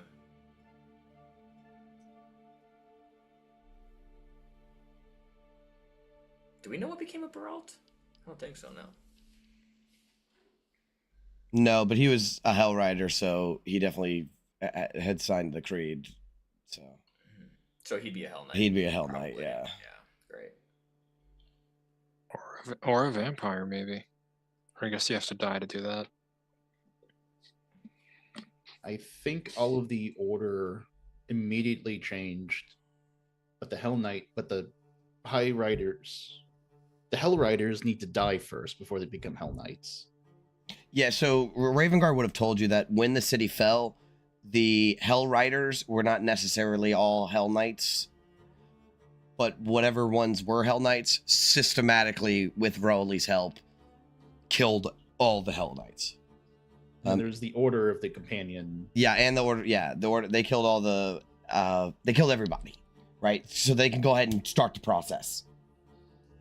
So it's like you were insinuating before, like, oh, there might have been other higher up people.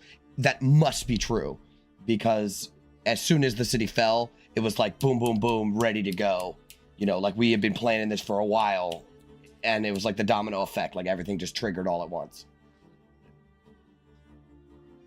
So anyone left is probably pretty low ranking.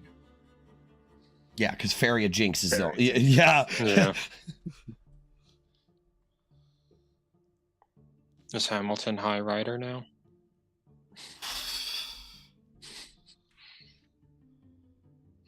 Don't you put that evil on me, Ricky Bobby.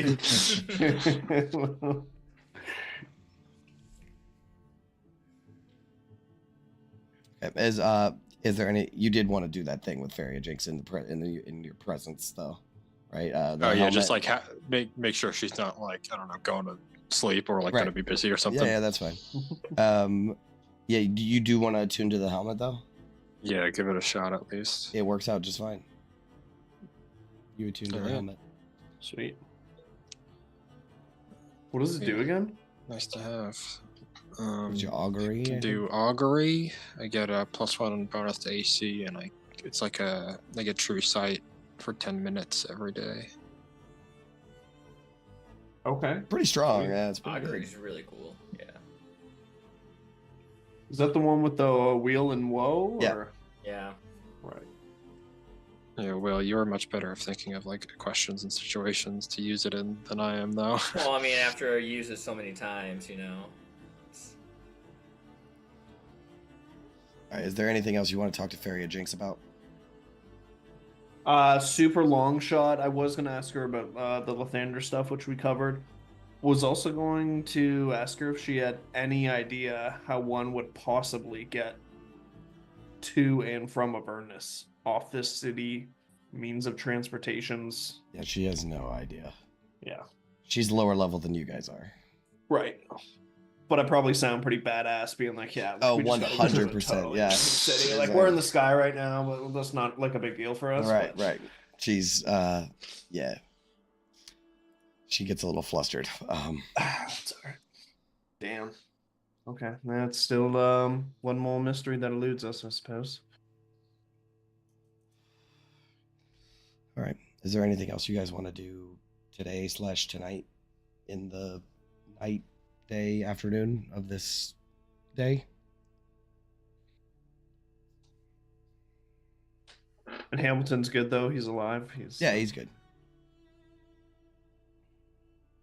I don't have anything to do. Where's I your guess- horse, Ophelia? Don't you have to brush it or feed it or something? No, I can summon her anytime. She's... I don't know where she goes, actually. Back into the companion. Just fighting in the blood war. Yeah. Existence is hell, man. What the fuck? Yeah, some hell knight 1,000 miles away suddenly loses his horse. I guess I Well, can ask Ben and be like, Ben, do you have any, I don't know, like mushrooms that reduce swelling and scars? I mean, this is pretty fucking bad. Just maybe rub on it. I don't know. I didn't bring any of those down. Wish I had more. So mushroom for every affliction, I tell you. Rub on it. I mean, it looks pretty bad. Come on, mincemeat. It's not that bad. I will not respond to that name. Ophelia.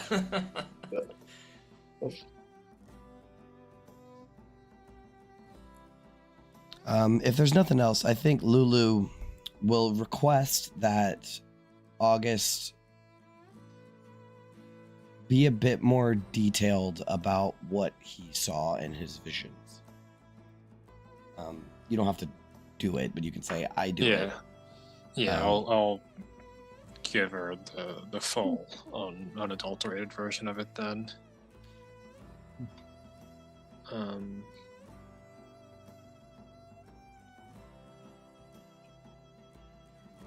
Because yeah, like the one thing he was hesitant about was like telling her that like, oh, you have this one charge and now you don't know where the sword is, so you failed your one charge. Okay, so you don't necessarily But tell her. I tried to break that to her in the kindest way of like, yeah, just very matter of fact. Like, Well, this she is doesn't everything that remember, happened. right? She doesn't remember, so there's no real emotional reaction because it's like you're telling a stranger that, you know what I mean? It's like you're Yeah. talking about a stranger to her. But I do think she will say, so Torm said that I know where the sword is? I mean, yeah, you've already told us, I think, like how to set us on the path with that fort. But I don't remember anything about a sword. Or any of these other people you were talking about. I remember a little bit about Zariel. That's it. I don't remember her being evil. It sounds like that happened after you were separated.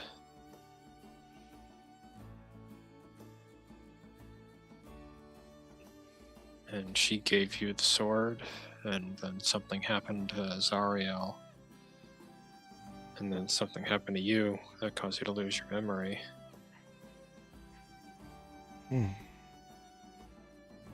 I can only speculate that, on your quest to secure the sword, you fell on the sticks at some point. That would make sense. But this Lady Yale was with me, right? I wonder what happened to her. She was taken by some kind of devil or demon. But I don't know when that was in the timeline. I mean, Zariel was still an angel at that point, but...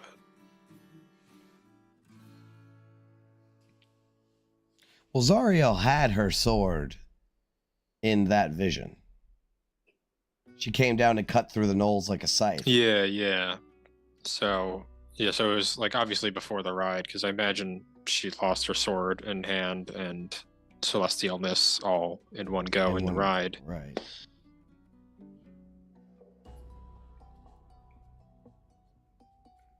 Maybe this Yale person has the sword. I don't know. I kind of assumed they were just gone or dead after seeing a 20-foot tall demon whisk them away to another plane, but they were standing shoulder to shoulder with Zariel and you in battle, so Yeah, I sound pretty cool. assume she could hold her own. Okay, I don't know. It's kind of like you're telling me about myself, and it's like a person that it's a version of me that I don't know. I'm just curious to learn more. Thank you, Gauntlet. That's all I know for now, but I can just about guarantee you that we'll learn more as we continue. Right, okay. No, thank you.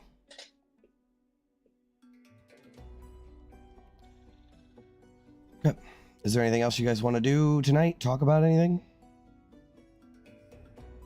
All right, you can get a long rest. Sweet.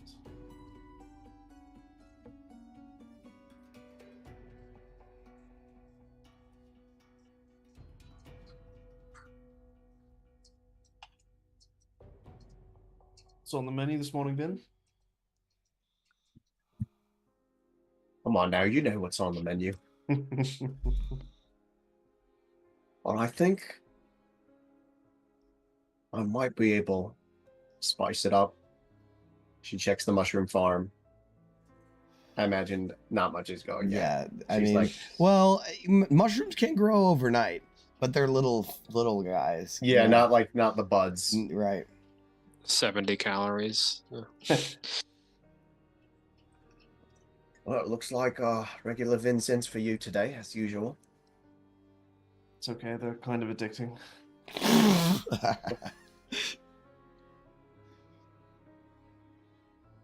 To Shio's Market then today, Gauntlet. Yeah. Maybe I could purloin a few spices from there. But no promises. It's very perilous. Do you have any like garlic powder or something? You want garlic powder on your mint zin? Oof. I'm sure she The had it in her vampires. house that I'm sure she had it in her house that burned down. Vampires. I didn't get it. Sorry, guys. Come on. Yeah. That's not lore accurate in 5th edition. Oh So well, that's lame. yeah, Holding out sorry. for the new monster manual. All right, so you guys are gonna leave catacombs and head to Shiara's market. Yeah. Yeah. So All right. Older Ravengard wishes you the best of luck. Roland and Hamilton and Renetta Hornblower and everybody says their goodbyes. Faria Jinx has a super awkward encounter with London, where she's just like, "Oh, be safe." Go for the handshake and then then it's the a hug. hug. Yeah, it's like, it's but the butt is out. And... She's, all right, be safe. All right, so go ahead. I was just gonna say, was pass without a trace when you need it. So the trek to Shiara's market is one of the more uneventful that you've had so far. It seems that the reach is still being held by the freedom fighters, but it's like it's barricaded and they hide. So when you guys approach, you have to you're hailed by someone and there's this whole encounter. But other than every so often there's an earthquake and a building collapses, lightning strikes the city, not too much happens. We're gonna go up to the reach and then down to Shiara's market. Yeah. yeah, because the How blade far is can you still... jump? This would be your first time seeing Shiara's market since you were there in 10 feet. Yeah, right. Sorry. So this is your first time seeing Shiara's market since you were here when the city fell. What once was the open Shiara's market, this sprawling open area, is now encased in a crude and formidable barricade. Splintered timber, rubble, broken carts, shattered furniture, and the wreckage of market stalls have been haphazardly stacked to form towering walls with jagged protrusions jutting out around the edges like twisted thorns. So it's like in oh boy, it just escaped me. Fallout? Sure, Fallout's a good one. That's not the one I was thinking of, though. French Revolution singing movie. Les Mis. Les Mis. Jean In Valjean, Les let's Mis, when they stack all the shit in the middle of the road and they stick the flag in it, right? The blood of angry men, right? That scene, that's what the entire wall looks like. It's just like jagged wood and all kinds of fucked up shit stacked super high that wraps around the entire Shiara's market. At irregular intervals along the barricade, makeshift watchtowers cobbled together from overturned carts and scaffolding stand crookedly, each manned by shadowy figures. Above it all, there is a pair of tattered banners that hang limply from the highest points of the wall, emblazoned with the grimy and blood-streaked symbol of Lathander. The stench of burning wood and rotting refuse fills the air, carried on a faint, acrid wind. The faint sounds of shuffling, muffled cries, and guttural voices drifts over the barricade, mingling with the cackling of flames. Set into the twisted barricade, kind of right down the way where you're coming, like you're coming towards it, is a mismatched pair of heavy doors, big, huge ones. One is a massive reinforced oak door with splintered edges, while the other is the bottom of 2 carts that have been crudely nailed together. Sharp metal spikes and broken glass have been deeply embedded into each door. The doors don't align properly, leaving uneven gaps that allow firelight to spill out from within. They are bound together with thick, rusted chains wrapped around a crude locking mechanism. Flanking the gate are watch posts fashioned from overturned carts and shattered wagons. Several pale figures with glowing red eyes stand watch behind them. And one of them approaches, and you will see a more humanoid-looking vampire. Not like the bat-like ones that you saw that were easy to fight. This is one of the hard ones. This is a real vampire spawn, not a feral one. And he approaches, and he has this big holy symbol of Lathander made out of like a carved piece of wood. It's like crudely nailed together. It hangs on his chest, and he holds up a hand. You stand before Father's sanctuary, the last bastion of order in Elturel. What business have you here?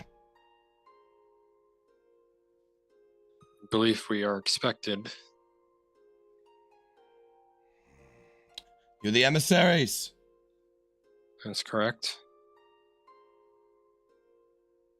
He turns around to some of his other people, and one of the guys does that fast fucking vampire dash and goes to some other guys, and they fast vampire dash around and begin unlocking the gate. You may enter, but your tools of violence are not welcome in Father's sanctuary. And he sort of motions to like Ophelia's hammer and, Tanis's swords. He says, you must leave your weapons at the gate.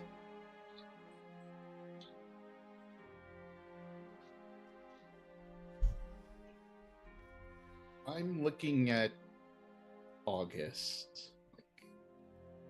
Are we gonna do that? I mean, I don't think they're asking us. I think they're telling us. This is not a request. If you wish audience with Father, you will leave your weapons here. Father's peace will not be disturbed by your steel.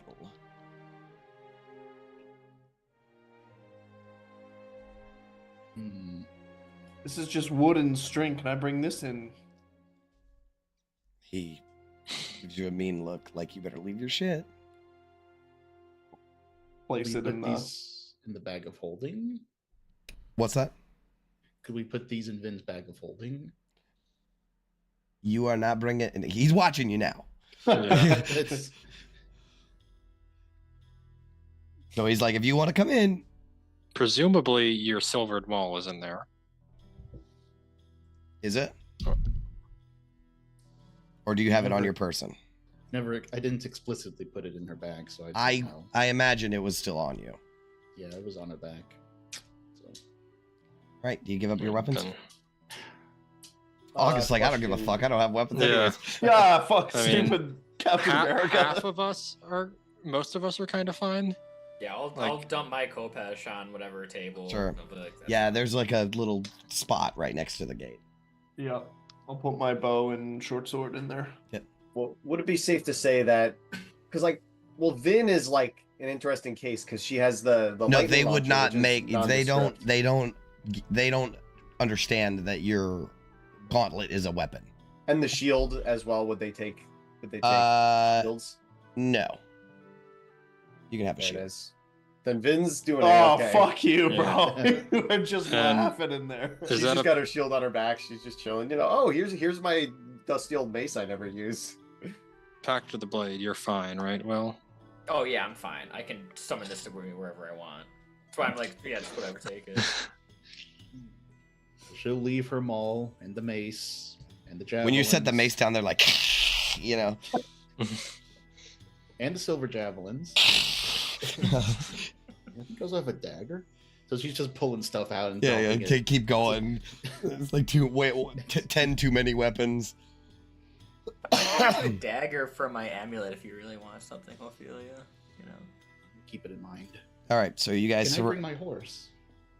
Sure. They don't care. All right, so you guys leave all your weapons, right? Nobody's fucking with me. Them, I guess. All right. Yes. So the gate is opened, and you are escorted in. And there are 6 feral vampires, so the bat-looking ones, and one vampire spawn, the guy that spoke to you, is escorting you in. The air inside Shiara's market is thick with a sickly stench of blood and decay.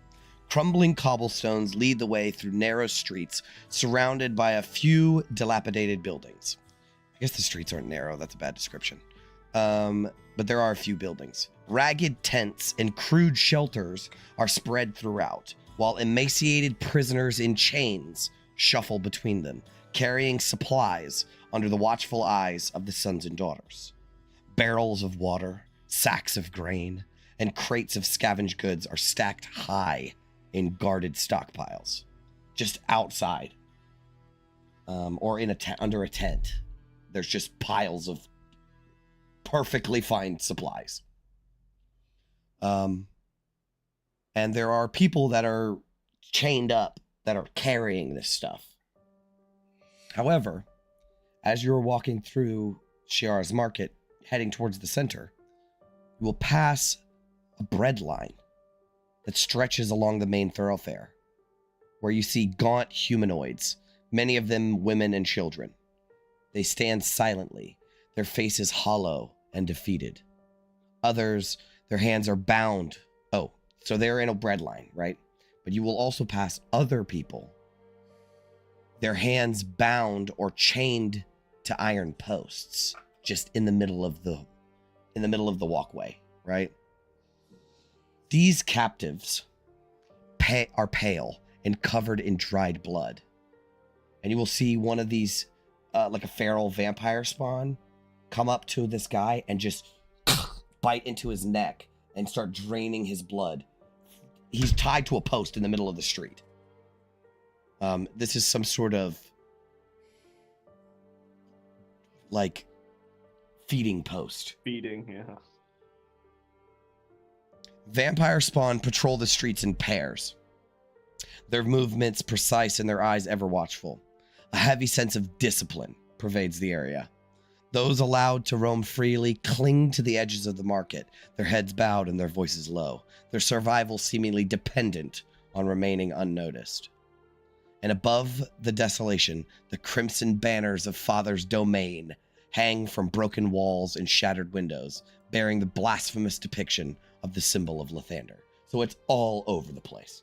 Like, there's just a bunch of banners and paintings on the wall of the sun, right? And Lathander, and there's like words written in blood, praises to Lathander and shit, just on walls and everywhere. The center of Shiara's market is dominated by a massive mound of shattered wood, broken coffins, splintered market stalls, and chunks of rubble. This thing is huge. It's like, I don't know, 12, 15 feet high.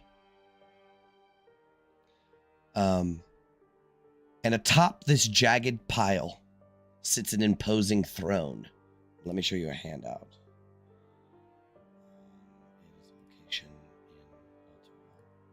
I couldn't get the guy on it, but I could get sort of like that. But reclining in the throne is Father. His presence both regal and menacing. His pale skin seems to almost glow in the dim light, his crimson eyes burning with a piercing intensity. Long black hair streaked with gray falls loosely over his shoulders. He wears white and gold trimmed vestments, layered over dark, gleaming armor. The pristine fabric has little pieces of blood, little stains of blood on it. despite his calm posture, I mean, he is fucking kicking it, right? Like legs crossed, leaned in this chair. And despite this, there is a terrifying aura about him. A weight in the air that demands submission for those who stand before him. At the base of the mound are two figures. On Father's left, a female vampire cloaked in white. You've seen her before. This is the Veil. Matron, whatever her name is, Theresa. To his right, there is a hulking male vampire, dressed in dark, heavy armor. His massive axe rests at his side, and his horned helm hides a gaze that burns with controlled fury. The air is heavy, filled with the quiet dread of those who dare not look up. The sounds of chains and distant murmurs fade as you approach. And Father leans forward slightly, his gaze locking on you. My precious children, welcome to Sanctuary. And that's where we're in the session. I do have a handout of him.